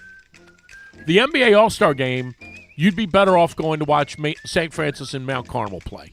Well, hang on. That's not a bad game. It's correct. Yeah. The NBA All-Star game is a joke. I think you might be better off going to watch my 8-year-old. Yeah. So anyway, NBA moving into the second half of the season. The only things we know for sure so far, Wizards, and they ain't winning the championship. Well, you don't know that. And Utah not winning the championship. Probably true. All right, We know those two teams aren't winning. All right, so you want to talk about the proposals to try to, because nobody cares about that. You want to talk about the proposals to try to fix the All-Star game they're throwing out for next year? Let me hear them, and I think I know what they are. So the one proposal is that, and it's something I've talked about a lot over the years, they do a $1 million one-on-one tournament. Right. with Heard the about All-Stars. that. Nothing's going to ever beat what they did at White Men Can't Jump. They can play That's a any great tournaments point. they That's want. a really good point. You can't top that. SeaWorld. Would you want? Obviously, you're not going to watch the NBA All-Star Well, game. I am, because I like sports, but you're not. There's no way that you're watching the NBA All-Star game. Well, they put $1 million on it, I might. No, the Saturday Night Live thing was on Sunday night. You weren't watching the NBA All-Star game. Oh, yeah, right. Well, Don't that's lie. True. Right. Would you watch a one-on-one tournament on All-Star Weekend? No.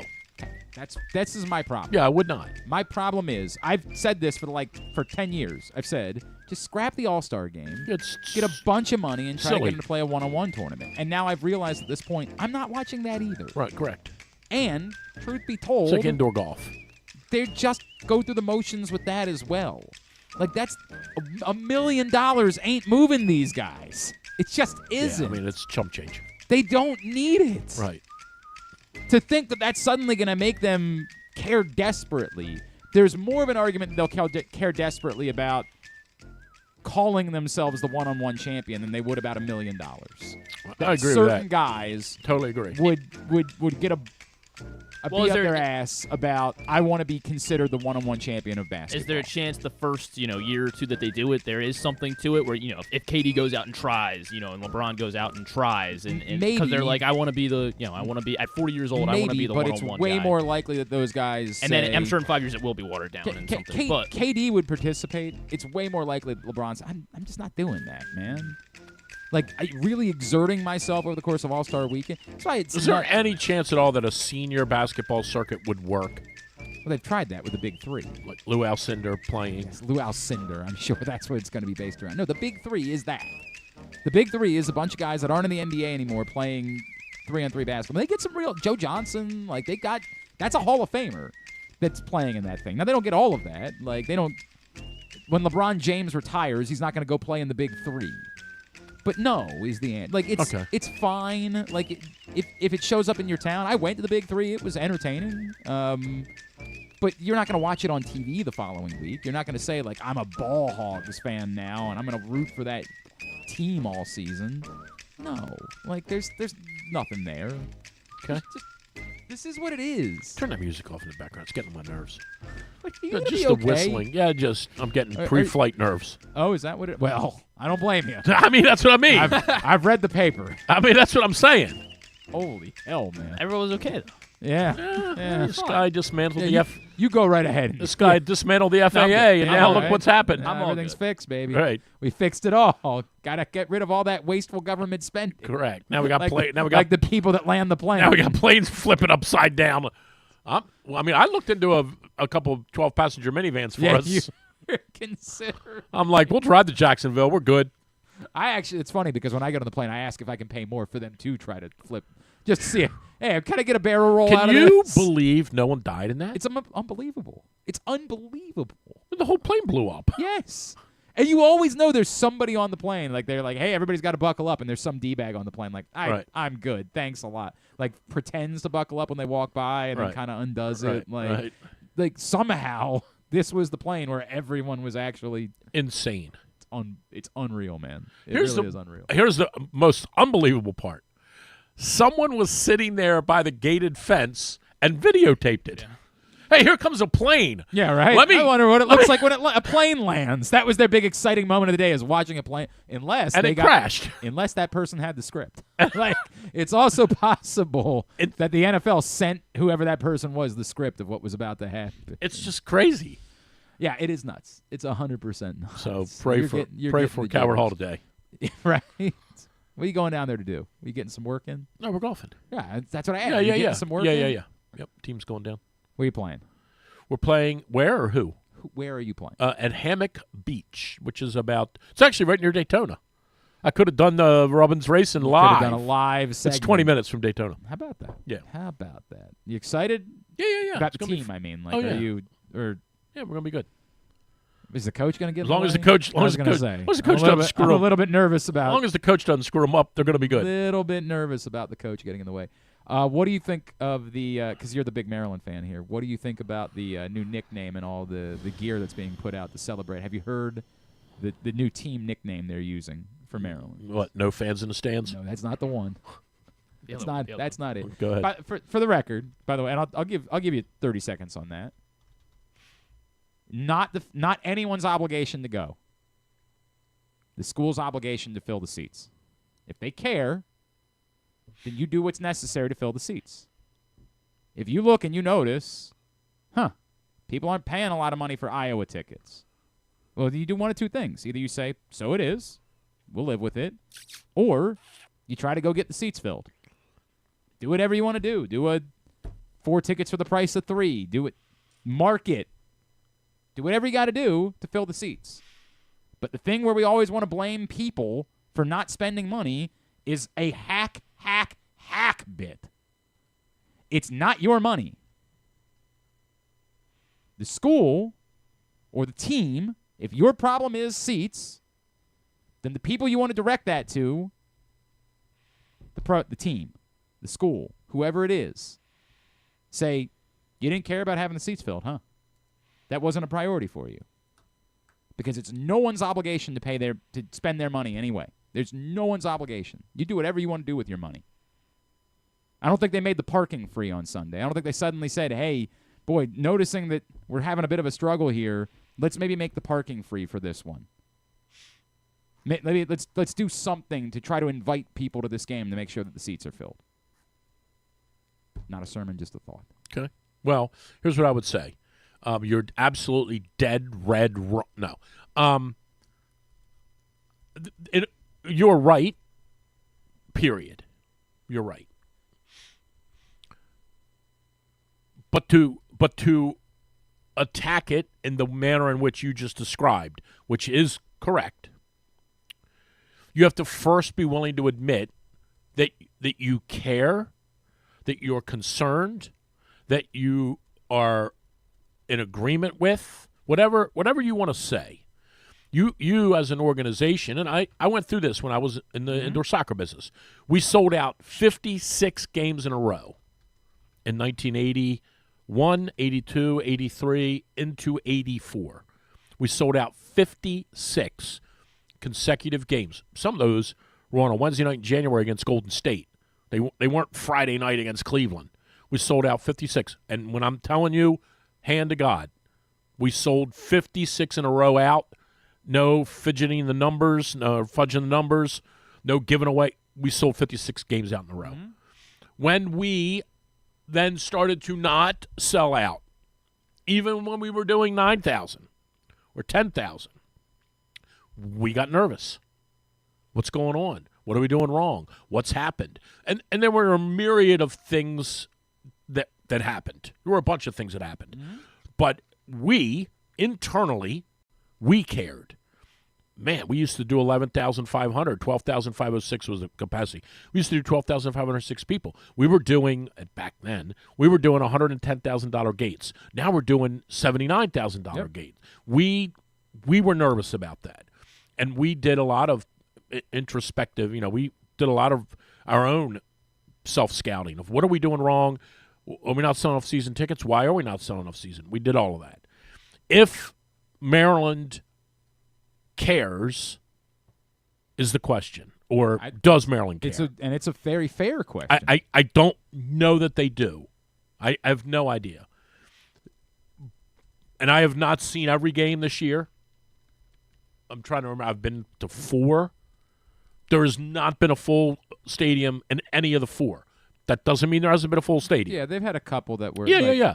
But there hasn't been a full arena. Marquette was packed. Okay, so I didn't go to that. But UCLA was a mob scene. Okay, yeah. So, but they have a problem there, and I don't know what that is because I'm not always there.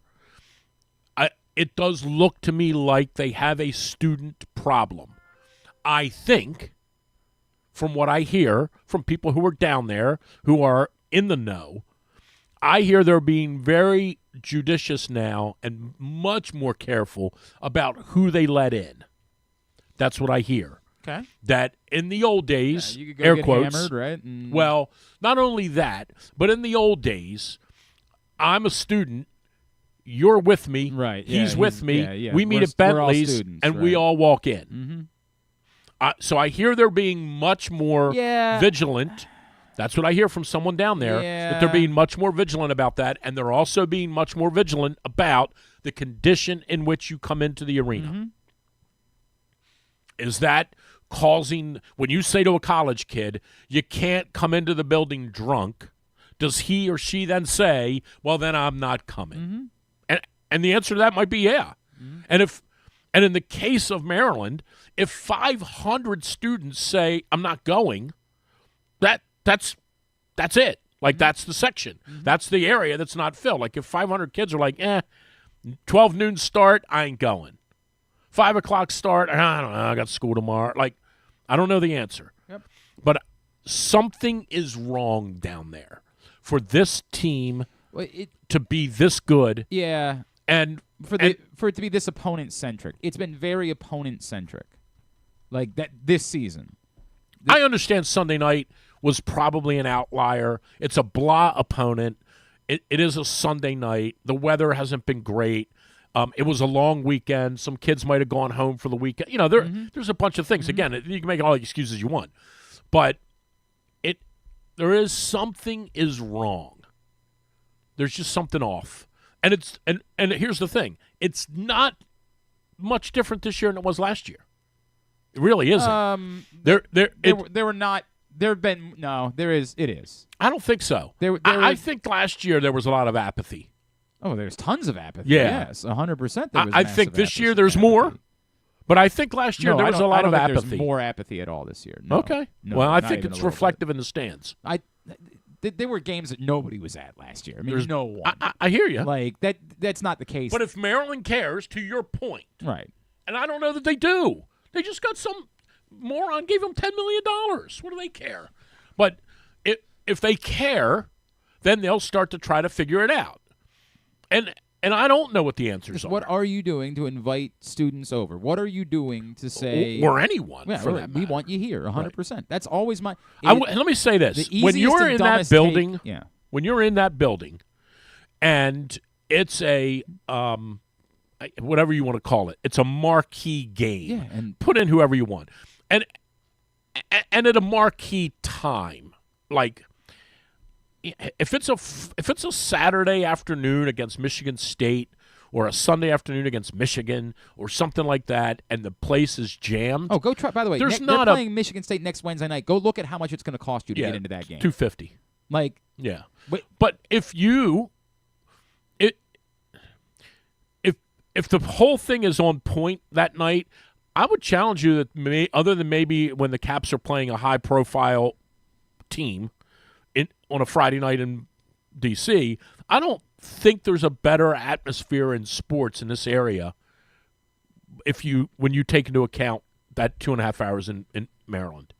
When the atmosphere in there is on point and the crowd is jammed and it's a good basketball game, it's incredible. It's a great building. No, I agree with that. I got to think through like that. It rocks. How that compares to a Ravens playoff game. Yeah, it rocks. But right. they're just not. There's something is off, and I don't know that they care. And that's the part that I don't know. I just don't know that they care. By the way, the answer, the nickname they're going with, the Crab 5. That's what they're gonna put T-shirts out. They're gonna. Well, that's awful. The Crab 5. That's what they're going with. All right, you got to get to Florida. Yeah, you out of here. I got to go. DrewsMorningDish.com. Go Team Jupiter. What I don't know. Where you at with the? I'm very disappointed about last night. Oh boy, Tiger, tough night. Doesn't even know how to hit a shot anymore. Tough night. Doesn't even know. Tiger and Kisner. Kisner is terrible. That's rough. I don't know how he got in the lead. It's a Hooded 4-iron is how you follow him. And again, I'm to understand the golf show is coming back soon. I got to check on that. But if so, I'm excited. Yeah, it's check the schedule. Go ahead and take a look when you get a chance. Go Terps. There you go. That's our guy, Drew Forrester. DrewsMorningDish.com. In with us every Wednesday here on GCR. Enjoy Florida. Have some bath salts. All right. It's time for us to do our weekly NFL draft segment. And this is someone, I got to get his review of Becoming Led Zeppelin. I haven't had a chance to watch it yet. We've been talking to our next guest for years. He's one of our favorites every draft season. He's at Sportskeeda. He is Mr. Tony Pauline, and he's with us now here on GCR. Tony, it's Glenn in Baltimore. It's great to catch up. I'm assuming you've seen Becoming Led Zeppelin, right? I actually saw it 2 weeks ago tonight, as a matter of fact. I was at an early pre-access at an IMAX theater near Lincoln Center in New York City. So, yes, I saw it before it kind of hit the general screens. I haven't seen it yet. Everybody has raved to me about, like, the emotions of whose dad is it that they have interviews with?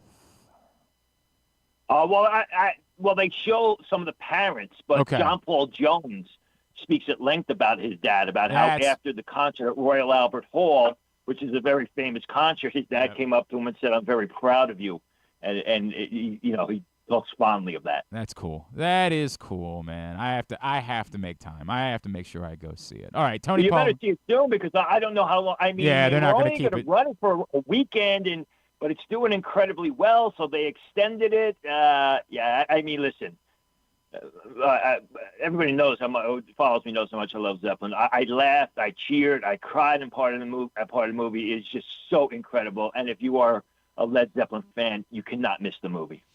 Tony, the last mock draft that I saw from you was on February 10th. I just want to make sure there hasn't been a newer one since then. Yeah, I did one after the Super Bowl. I'll probably do the next one after the Combine. Okay, all right, very good. So in that draft, you have the Ravens going offensive tackle and taking Josh Simmons from Ohio State. So I want to go twofold for you. I think we start with the obviously, I presume that means that you believe that Ronnie Stanley is going to be departing Baltimore. That's what the word is. I mean, one of the great things about the Combine is you get a lot more talk, you get a lot more chatter. Yeah. It's more than just guys running around in their shorts and their underwear. So I'll know more, but the belief at the Shrine and Senior Bowl is that they're likely to move on. So tell me a little bit about, because like some people have had Connerly being in the mix there, specifically Simmons. Why is he the right fit for the Ravens? And is he a plug-and-play left tackle, or is this a Roger Rosengarten's your left tackle, he's a plug-and-play right tackle? Well, first thing is it's funny because I had Connerly in my prior mock draft. I had Connerly going to the Ravens. Now, is Josh Simmons a plug-and-play left tackle? Well, remember, he's coming off a season-ending knee injury in the middle of October. Mm-hmm. So, I don't know that means he's going to be a plug-and-play. I think he is a left tackle. Okay. You're not going to move him to right tackle. They may try and move him to right tackle, but I think Rosengarten is much better, a natural right tackle. Josh Simmons is much better, a natural left tackle. Now, the thing about Simmons is this. He may not last to where the Ravens select. If Josh Simmons had not injured his knee and had continued his progress on the field, because he was good for Ohio State in 2023, he was good at the beginning of 2024 and getting better, there's a very good chance Josh Simmons would have been a top 12 pick and would have been the first tackle selected in the draft. But that knee injury, obviously the injury itself, is a bit of a red flag, and the fact that it stunted his development or halted his development is not concerning. It just kind of puts him a little bit behind. So, but if he comes back healthy, do you think there's a chance that this is you can come away with a maybe franchise left tackle at a later spot in the first round, whether that's 27 or you have to move up, based on the injury, you're getting a value perhaps in a future franchise left tackle? You are getting potentially incredible value because if he basically gets back to health and he picks up from where he was injured in that game against Oregon, and he just continues to grow as he's shown in 2023, the first half of 2024, he is an exceptional, mobile, pass-blocking left tackle who can block on the move, who's got growth potential, who's where the sky's the limit. If in the scenario where the Ravens do allow Ronnie Stanley to depart in free agency, are there other options for them at 27 that could solve left tackle, or again, an experiment where they consider Roger Rosengarten at left tackle? Can they solve right tackle? Who else would there be that would even be in the conversation? Well, you mentioned Connerly, potentially at left tackle, although I have Connerly on my guard board. Mm-hmm. If you think that you can move Rosengarten to left tackle, I'm not in favor of that because I think he's going to be a terrific right tackle. But if you are of that mind and you're looking for a right tackle, I mean, the guy that you would consider at that point is Armand Membo of Missouri, a shorter right tackle. He's barely 6'4", but he's got long arms.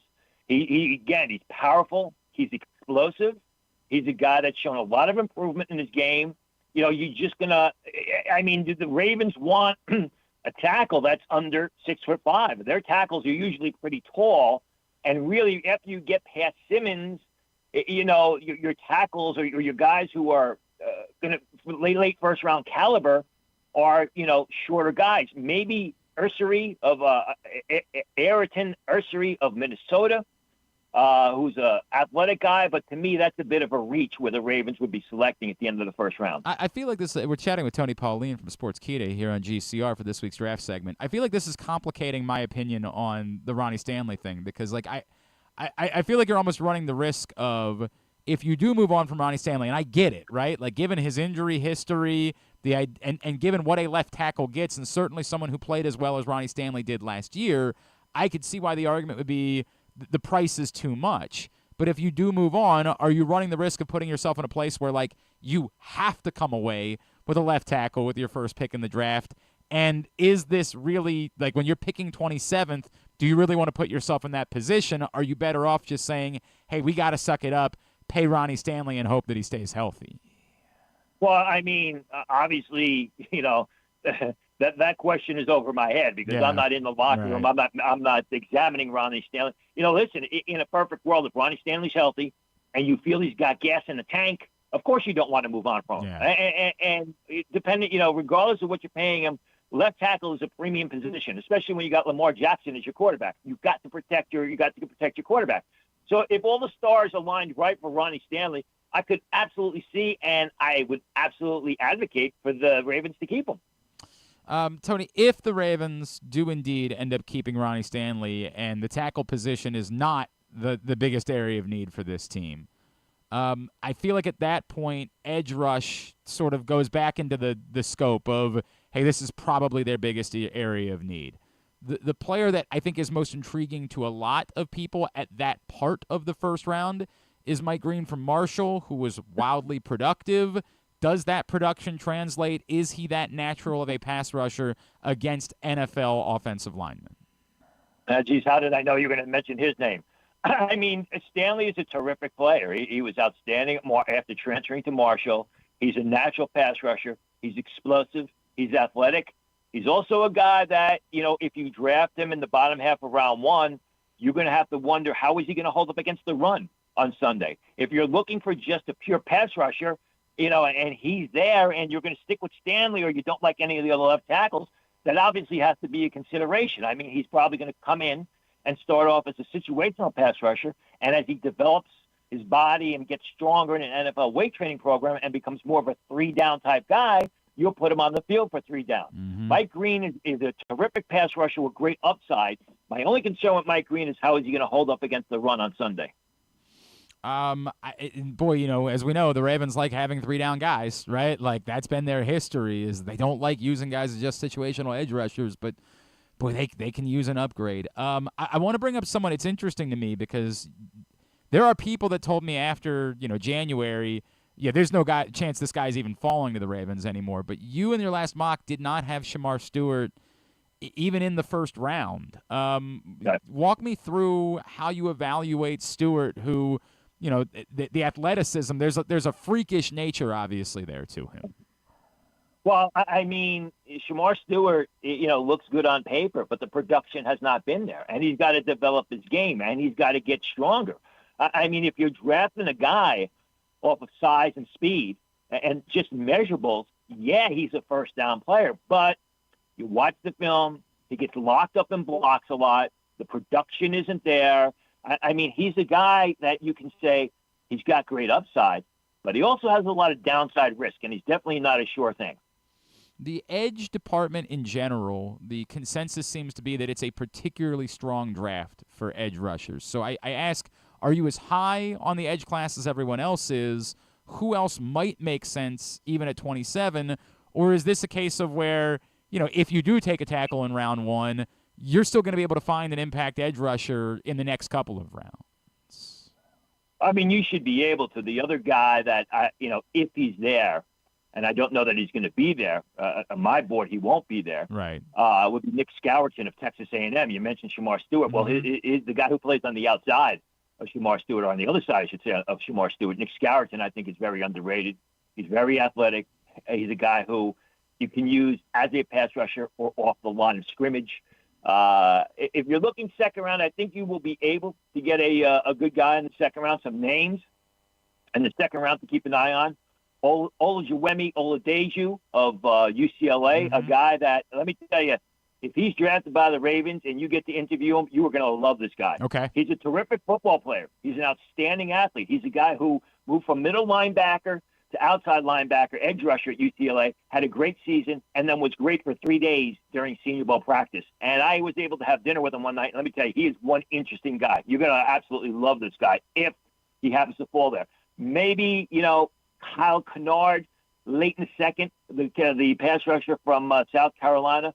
Like his game, not the greatest athlete, but he is just an intense, all-out type of pass rusher. Tyron Ingram Dawkins. Now you're talking about guys that carry third-round grades, but maybe you look at them late in round two. The other area that look, the Ravens could obviously always draft a corner or a safety. Like, they do that. That's just who they are as a franchise. Right. And I don't think they would do this in the first round, but I did want to get your thoughts on. I still feel like, and we saw it when Zay Flowers got hurt. Like there is still some wide receiver depth issues in Baltimore, even though for the first time in like franchise history, everybody's very happy with their top two. The one thing that it feels like you could, and look, they also might move on from Mark Andrews this offseason, given that they're going to need to pay Isaiah Likely. Is there a prototype? Is there, and again, particularly because I don't think it would be in round 1, but in like the round 2, round 3, is there someone that 6'3", 6'4" type of guy that you would look at and say, this would be the right fit to add to what the Ravens are doing at the wide receiver position? Well, I mean, keep an eye on Alec Manor. I'm going to butcher that name for the next 3 months. The kid from Stanford. I don't know that he's going to fall down to where the Ravens are selecting in round 2, but I think people are overrating him a bit. He's a great receiver, and he's got great size, but he's just not a real fast or quick guy. I mean, he would be, that was somebody that if he's there, you got to consider him in round 2. Local guy, although he's not as big, but this is later on in round 3, would be Kai Felton of Maryland, who I think would be a terrific fit. I mean, it kind of really falls off after your top 2 or 3 receivers, depending on if you consider Travis Hunter a receiver or cornerback, and then Ted McMillan of Arizona, who's sensational, Luther Burden of Missouri. It really falls off. It's a prospects from the bottom of round 1, early round 2, and then it really falls off there after that, where you're looking at a third-round prospect. Overall, not a good receiver draft in rounds 2 and 3. Someone that a couple people have told me about, where are you with Jaden Higgins from Iowa State, who, again, from a size perspective, fits the mold? Right, and he does. And he's a natural pass catcher. He uses his size well. Not the fastest guy in the world, but he's not slow by any means. I mean, he's probably going to run in the low 4.5s at the combine. I mean, I have a early 4th round grade on him, so late 3rd round. Okay. If they're looking in that direction, that would be a good bet. You brought up, the guys at the top of it. I just wonder where you at with this is not related to the Ravens, clearly. But where are you with the quarterbacks? Is it as simple? I keep coming back to, if I'm a team that's sitting with the number 2 pick and I don't have a quarterback, I don't really care how you grade Abdul Carter, who I know everybody looks at as a generational talent, but the Browns have had a generational talent in Myles Garrett for years, and they have nothing to show for it. You have them going Carter. How could they possibly not go Shedeur Sanders and try to figure that out? Well, because they may trade Myles Garrett. You got to wonder what's going to happen there. The fact of the matter is, I understand what you're saying, but there are some franchises, unlike the Baltimore Ravens, the Cleveland Browns, the New York Jets, that no matter what they do at the quarterback position, they can't get it right. Yeah. Whether it's trading for a big time player, how many quarterbacks have the Cleveland Browns drafted early in the process, in the first round, that have been utter failures? I mean, they basically gave Baker Mayfield away when they probably shouldn't have. So I think with the Browns, I understand what you're saying, but I think it's more an organizational situation or a franchise type of thing where they got to bring the right people in to develop the quarterback, which they've never been able to do. Also, ditto for the New York Jets. It does seem as though, like, you've got Shedeur at 3. Is that fit, or is that you really believe that his game translates and he's going to be a quality NFL quarterback? I think it's more need than it is fit. Yeah. I mean, the Giants, you look at their depth chart at quarterback right now, and it's almost comical. I mean, they're going to have to look at every aspect, free agency, signing a veteran that may get cut, whether it be Derek Carr, as well as preparing themselves for the future, because you've got a general manager and a GM that have to play really competitive football there next year. I mean, it's basically addressing both the short-term and long-term need as far as the Giants are concerned. Tony Pauline, what all can we plug for you as far as your coverage is concerned as you get ready to head to Indianapolis? Where are people finding you? Leaving next week, I'm sure we'll have all the news and all the scuttlebutt. And remember, this combine is the unofficial beginning of free agency, so maybe we'll have some more news on Ronnie Stanley then. So we'll have breaking news every single day from the combine, and if you head on over to Sportskeeda, We've got that mock draft simulator, which is very addictive, so be careful. Yeah, I do end up losing lots of time. It's very unhealthy. And, of course, at Tony Pauline is how you follow him as well. Tony, always appreciate you, man. Looking forward to doing it again as we get closer. Thank you for taking the time for us this morning. And go see that Zeppelin movie. No doubt, dude. I'm going to do it. Appreciate you, brother. Tony Pauline with us here on GCR. It has felt like more and more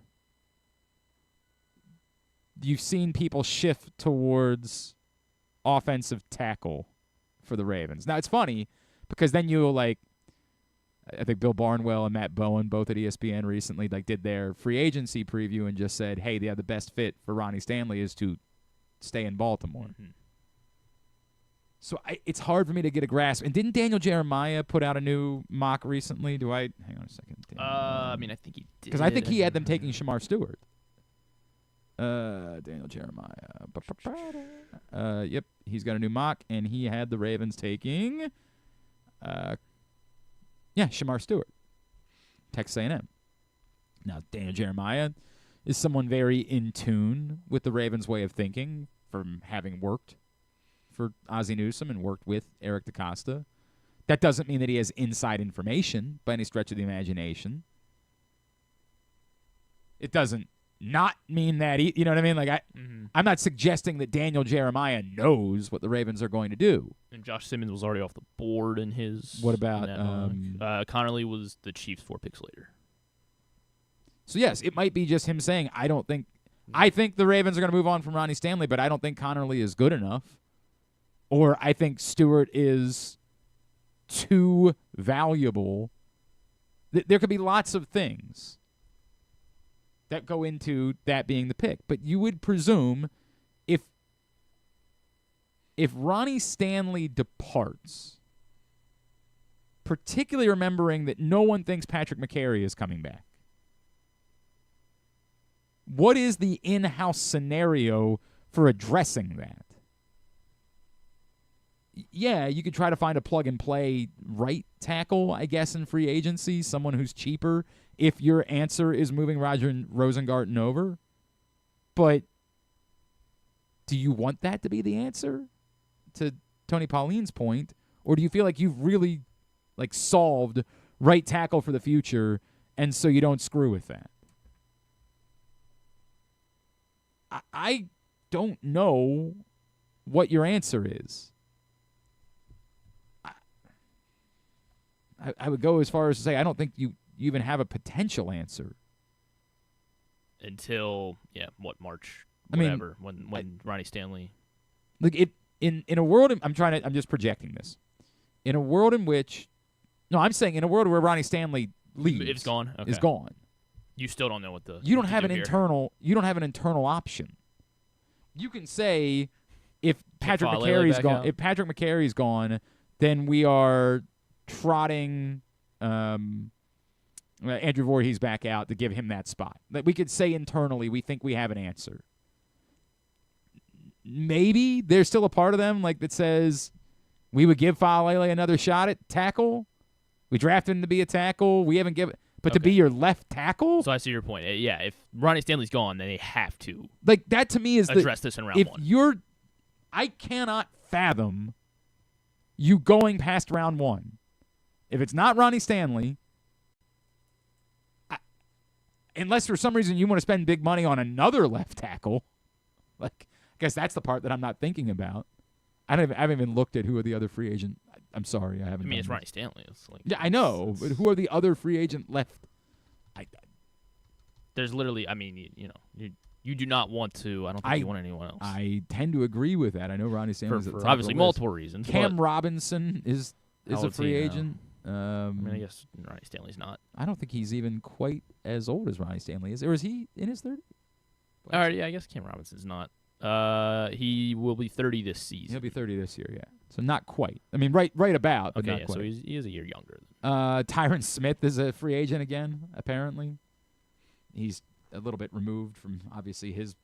When Tyron Smith was good, he was really, really good, man. He was as good as a guy, but he's 34 at this point, and he's a little bit removed from that highest level. Yeah, there's nothing after that.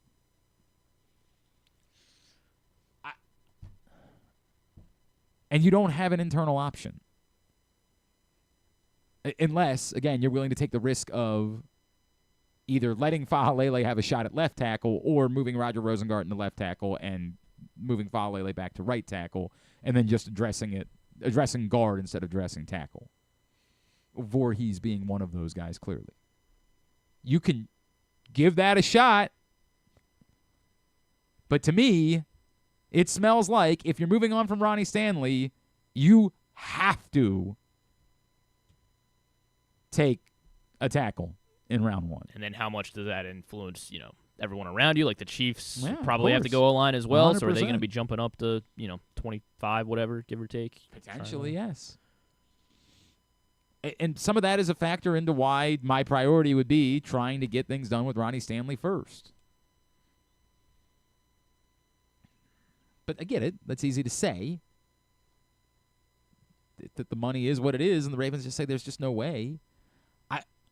I'm also of the opinion that, this might be one of those unique scenarios the Ravens don't like to do, where maybe you tag someone with the purposeful plan of not signing them. Saying, look, man, we're sorry, but we need you next year. And it's going to be unpleasant. He's not going to show up for the offseason. You're not going to like that, but it's Ronnie Stanley. You're hard-pressed to believe that he's not going to show up for the season. Mm-hmm. And I'm not really suggesting that I think the Ravens are going to tag Ronnie Stanley. I don't think they're going to tag Ronnie Stanley, but I would. Is there any, what if they were to, maybe they do love Josh Simmons, they don't think he's going to be there at 27, we get the draft night, Simmons falls to 27, they take Simmons, and then you trade Stanley? Is that? Yeah, I mean, maybe. Too complicated? I think that's too complicated, because then other teams have addressed. I think that's a bit much. Although, I mean, if the left tackle's available, people I hear you. would want. I'm not saying there wouldn't be, but that's a lot to try to pull off. He's the next Orlando Brown. They traded him to Kansas City. I don't know, man. I just think that if it's not Ronnie Stanley, you have to draft a tackle. That's kind of where I am. It's too important of a position to just say, well, maybe all of these things. It's one thing a year ago when you're changing 3/5 of your offensive line, but none of them were left tackle. And that doesn't mean that you couldn't, your backup plan isn't, well, we're going to take a flyer on Tyron Smith and also try to draft a second-round tackle that we think is an answer. Or, again, I keep coming back to, if the plan last year was we drafted Roger Rosengarten because we think he is a left tackle. If that's where they are, that does mitigate some of this, because replacing right tackle isn't as imperative as replacing your left tackle. But if Ronnie Stanley's gone, I don't know, man. I'm hard pressed to envision. Ooh, Morgan Moses. Yeah, so there we go. Bring Morgan Moses back. Play right tackle again. Yeah. I think I saw Jedrick Wills as a free agent. The problem is, it's hard for me to I don't know how well these guys played a year ago. I was not paying nearly enough attention. You hear Jedrick Wills, and you're like, that guy was good, right? Why is he only the 7th-ranked free agent tackle at this point? That doesn't make any sense. Why is Dan Moore, who I've never heard of, Dan Moore, the Steelers guy? Yeah, the Steelers guy, yes. All right, when we come back in, we will wind things down. We'll get a tidbit. We will get tubular to wrap up a Wednesday edition of the program. Don't forget the Brigance Brigade's Winter Soiree is coming up Friday night at Martin's West. There's still some tickets available. Incredible fundraiser to benefit all of the work that they do to help those in the ALS community. BriganceBrigade.org to get your tickets right now. It's a Would You Rather Wednesday edition of Glenn Clark Radio. Treat yourself and taste the Baltimore tradition that is the legendary Costas Inn. Hey, it's Stan the Fan Charles. For over 50 years, the Costas Inn has been a Baltimore original, dishing out their amazingly scrumptious, fat, award-winning crab cakes and steamed crabs. Every season is crab season at Costas, so make your plans now by calling 410-477-1975 and reserve your taste of heaven. Sit back, crack some crabs, and watch the Ravens chase down another title on Costas Costas' 15 TVs. On Monday nights, Costas offers their half-pound jumbo lump crab cake with 2 sides for under $30, and there are nightly specials Monday through Friday. So head on down to the Costas Inn at 4100 North Point Boulevard or visit them at costasinn.com. Make the most out of every day in your Toyota RAV4. Available in hybrid or gas-only models. A RAV4 can get you where you want to go in style. Check out buyatoyota.com for deals on new RAV4s from your local Toyota dealer today. The votes were all counted, and the results are official. Royal Farms was named #1 for food in the USA Today 10 Best poll, receiving more votes than any other convenience store chain in America. The next time you want to get some good food fast, doesn't it make sense to go to Royal Farms? Voted best in the USA and home of world-famous chicken. Real fresh, real fast, Royal Farms.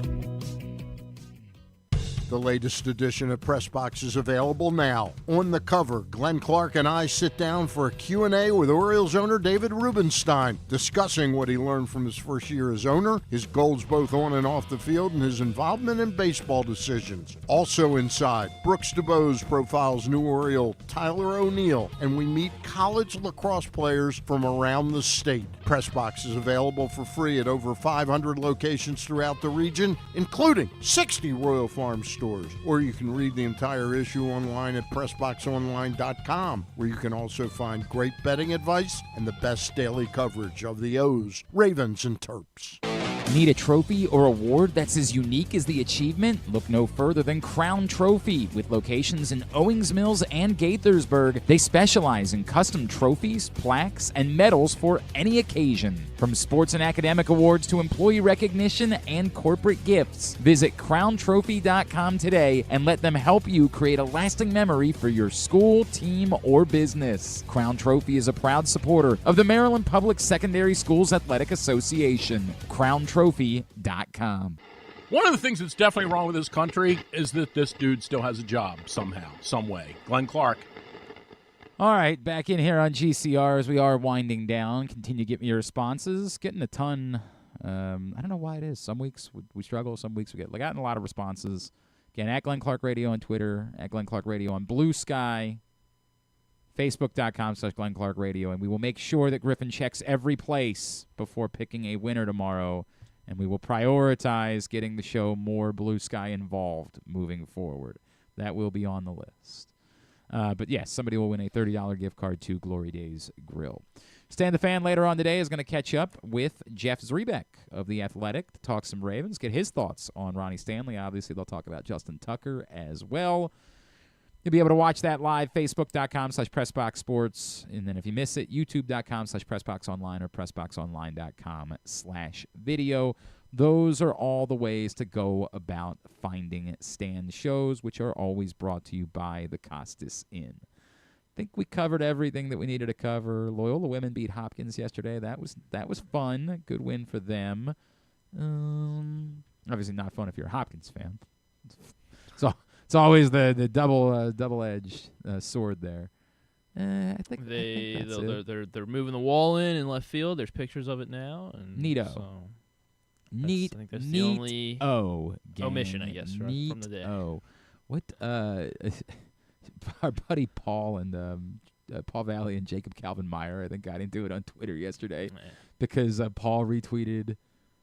Jacob Calvin Meyer brought up that like Brian Baker gave up a home run, and I think Paul vented his frustration about Brian Baker, and Jacob Calvin Meyer was like, "Dude, are you really this worked up about it's February 18th?" And then Paul's like, "No, I'm just sick of Brian Baker in general." It's a whole thing. Brian Baker could really use something that's real, like just something. And no, spring training games are not going to provide that, even though they do start on Saturday. Yeah, we could just really use some sort of real content of some sort. We'll go along some real legitimate news, anything like that. Them reading the little Valentine's Day. Yes, sure. That's pickup lovely. lines. Those were good. That's lovely. Yeah.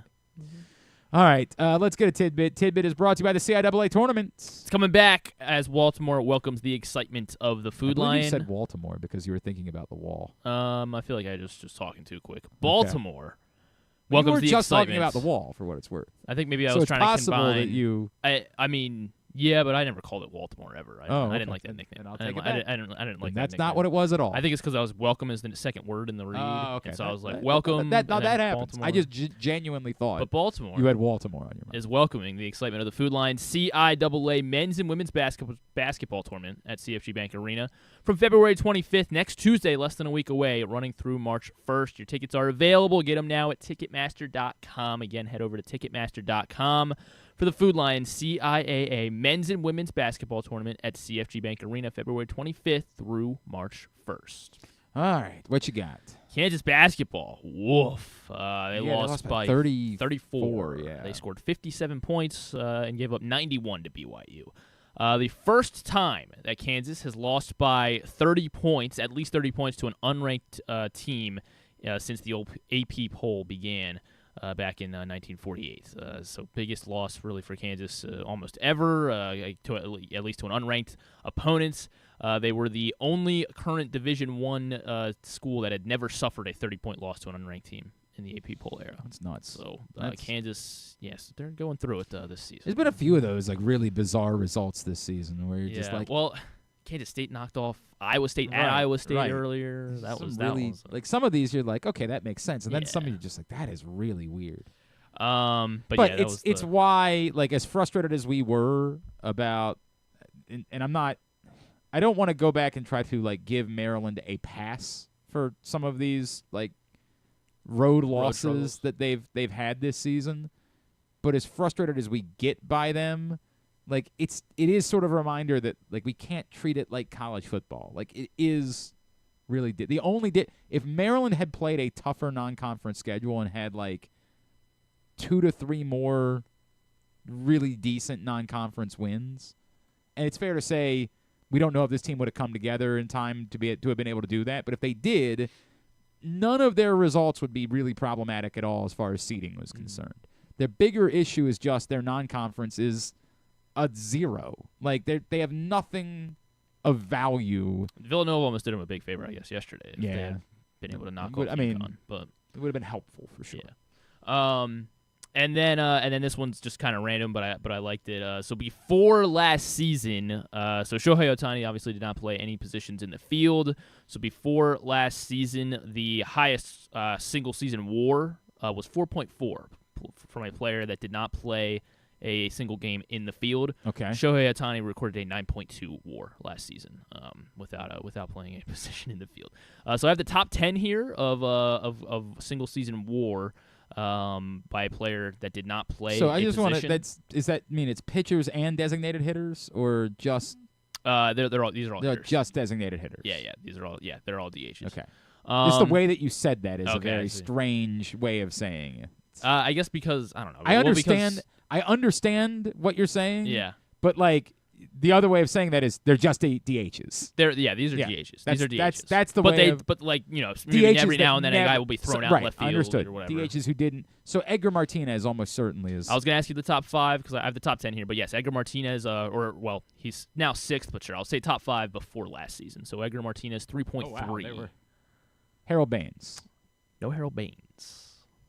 2003 for Edgar Martinez, by the way. So now it feels like what we're really trying to find is guys that weren't necessarily career DHs, but who had seasons where, and that sounds like it's a bit trickier to. Manny Ramirez. No Manny. Because they did still throw him out there.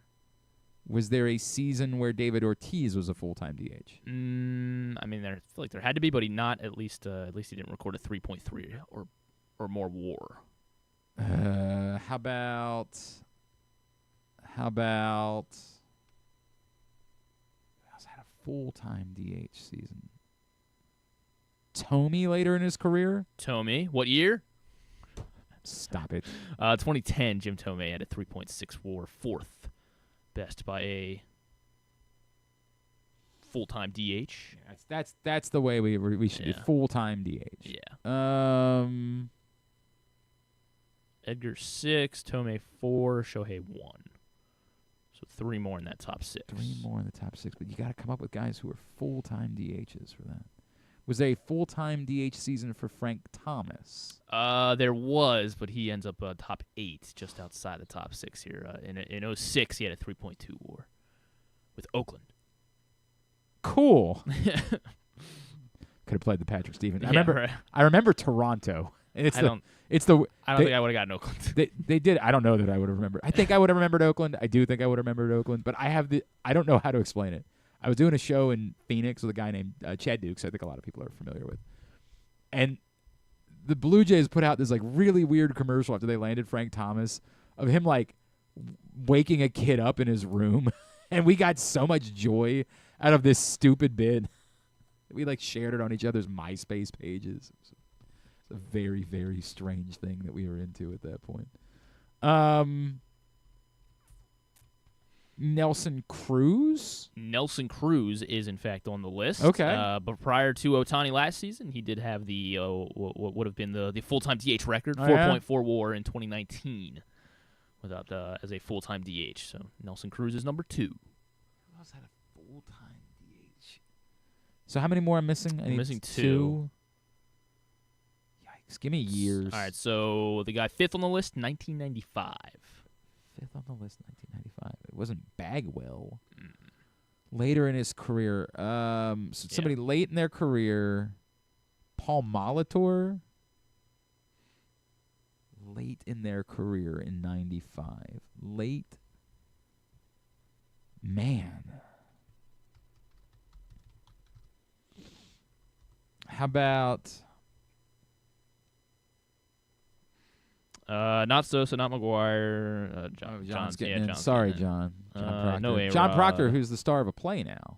We learned the Crucible on Broadway, starring John Proctor. Go figure. Who knew? Not Bonds. 95. McGriff. Not McGriff. No, that's not late enough in his career. It's got to be somebody late.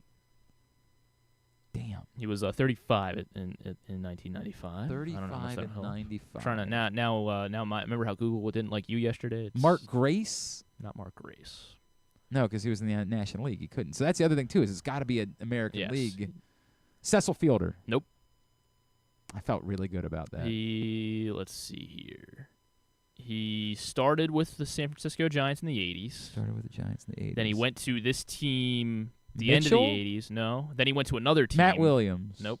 Then he went to the Twins. Then he came back to the team Christ, in the mid-90s where he did this, where he made this feat. Started with the Giants. Ellis Burks? Nope. He's from Jamaica. He's from Jamaica. Yeah. Jamaican me lose my mind try to come up with this answer. Jamaican. Following a stint with that team in 1995, was there for one more season. Then he was a Royal for a season, and then 2 seasons with the Yankees. 2 seasons with the Yankees, but when they were good. Yeah, so he won 2 World Series with the Yankees. Chili Davis? Chili Davis. I don't remember Chili Davis. Okay.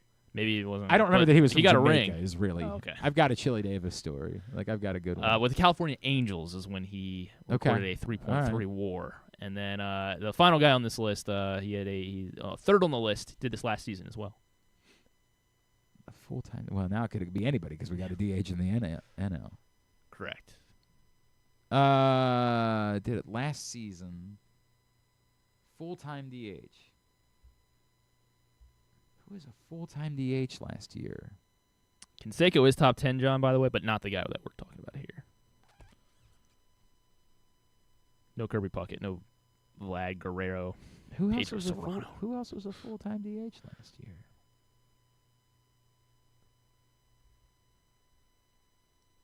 I don't know. Their fans were at least I guess feel like halfway through the year they were like, oh, he should be MVP over Ohtani.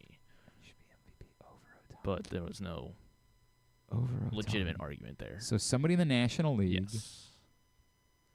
There was no legitimate argument. He was 33 last season. He was 33. It's like he's played outfield, but last season he did not. Schwarber? Not Schwarber. I can't remember anybody. Schwarber's not good at outfield. But yeah, I think he must have played at least a game or 2. National Leaguer who didn't play at all in the field. NL Easter. Pete Alonso wasn't a DH. Nope, not Pete Alonso. 4.3 WAR last season. So it's got to be, but So it was a Brave? Mm-hmm. That was the Braves DH last year.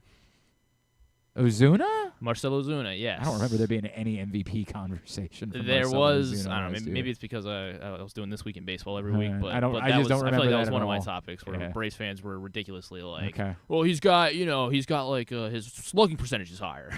I don't remember that being a thing even a little bit. I believe you. I just don't remember it at all. All right, that was an adventure. Thank you. Appreciate that. That was a struggle. Let's do Tubular. Have you ever thought of taking a cruise to these wonderful destinations with sunny skies and beautiful beaches? Well, wait no longer. We're ready for you to cruise from the Cruise Maryland Terminal. Have a little phrase that you can go from baggage to margarita in about 15 minutes. Choose fun with an array of destinations, onboard activities, entertainment, and world-class cuisine. Contact your travel agent and book your cruise today. Let your adventure begin. Proctor threw out Pedro Serrano. I say it's a really good guess. I forgot you leave the mics on when we do that. It's a really good guess. I can't even. That should have been the correct answer there. Pedro Serrano, and you were thinking of Freddie Freeman is who you were thinking of. Freddie, what's his name? But no longer in the NL East, of course. Now in the NL West as he joined the Dodgers. All right, very good. Here's what's coming up tonight, totally tubular-wise. Loyola Hoops on the road at BU, 7 o'clock on ESPN+. Navy's at Colgate, 7 o'clock, also on ESPN+. And that's about it. We got Alabama, Mizzou. Okay, there's Alabama, Missouri. Why do you care about Alabama? I mean, it's a good game. Good basketball, yeah. Okay, but it's on SEC Network at 9 o'clock. You don't think I get SEC Network? Maybe you do. What else are we doing Big at Ten 9 hoops o'clock? tonight on BTN. Nebraska, Penn State, 6:30. Oregon, Iowa at 8:30. Rutgers, Washington at 10:30. Good Big Ten Network triple header. Sure. USA this afternoon for Aston Villa and Liverpool at 2:30. CONCACAF Champions League tonight at Fox. But it's what it is. It's tomorrow. Everything. We have daytime basketball, right? Lots Doesn't of Temple play at 3? Do they? Yeah, I didn't know Temple that. play, I don't know why, but they're playing Charlotte at 3. I think. Is it on TV? Yeah, well, ESPN Plus. Okay, well, sure. Should be on TV. TBS for AEW Dynamite tonight at 8. Again, tomorrow, lots of stuff. Lots of stuff. Yeah, for lots whatever, of stuff as well tomorrow. Whatever Here. reason it is. I don't know why it is that everybody just punts on Monday, Tuesday, and Wednesday. Like, I know it's cold out, but, like, everybody's just punting on Monday, Tuesday, Wednesday. Yesterday was kind of you had the Court of Gold thing yesterday, so that was okay for somewhat. Sure. Tonight there is, it is your friendly neighborhood Spider-Man, the season 1 finale on Disney Plus. I'm sure my kids would love that. I liked it. I started watching. I got to show it to them. I just love Spider-Man. I haven't. But, yeah. Well, who doesn't love Spider-Man? And then Robert De Niro will be on Colbert. That's plugging Court of Gold. Actually. Oh, really? That's what he's. This is gold medal. He's talking up Court of Gold. He is in a show tomorrow, Netflix, called Zero Day, where it's a political conspiracy thriller. And there's a devastating global cyber attack. Oh no! Robert De Niro is the president, so he's got to deal with it. I mean, this is what happens. We let any octogenarians allowed to be president now. Jesse Plemons is in it as well. Fat Damon. That's our guy. Harrison Ford. Are you going to watch Captain America? I don't know. I would like to watch Captain America. Harrison Ford's the president in it, so that's. That does call back a time. You remember what other film Harrison Ford was the president in? No. Come on. Was it Independence Day? Well, there's a legendary line that he said in this. He said, "Get off my plane." That's because it was Air Force One. Yes. Knew it. Well done. All right, very good. So that has a sequel to that. It's exactly what Captain America. He becomes Hulk. It's so weird how that works. All right. Thanks today to Drew. Thanks to Tony Pauline and to Scott Braun. We'll get it all up in the greatest hits section of the Can You Take Me Higher? tab at GlennClarkRadio.com. Tomorrow. Fighting words. It's not good. Not good. Oh boy. If you have any suggestions or can help in that department, we could use a little pick me up in that area. Do a full. Nope. Thanks everybody at Press Box. Round 1 mock draft. I don't know. Yeah, we're gonna do that. Yeah, I think I'm gonna pass. Gonna pass on all that. All right. Thanks everybody. Steelers can take Jackson Dart for you. Stop it. Thanks everybody at Press DJ Box. had them taking Ashton Genty. How about that? Sure. Why not? Why not? Would you rather them have Jackson Dart or Ashton Genty? If they don't have a quarterback, I don't care who their running back is. Everybody at Press Box, all of our great sponsors and partners, including Live Casino, Cruise Maryland, Crown Trophy, Easy Pass, Royal Farms, the CIAA Tournament, HelpMyGamblingProblem.org, Costa Sin, MSAA, Maryland Sports, the Baltimore Orioles, your local Toyota dealer, buyatoyota.com.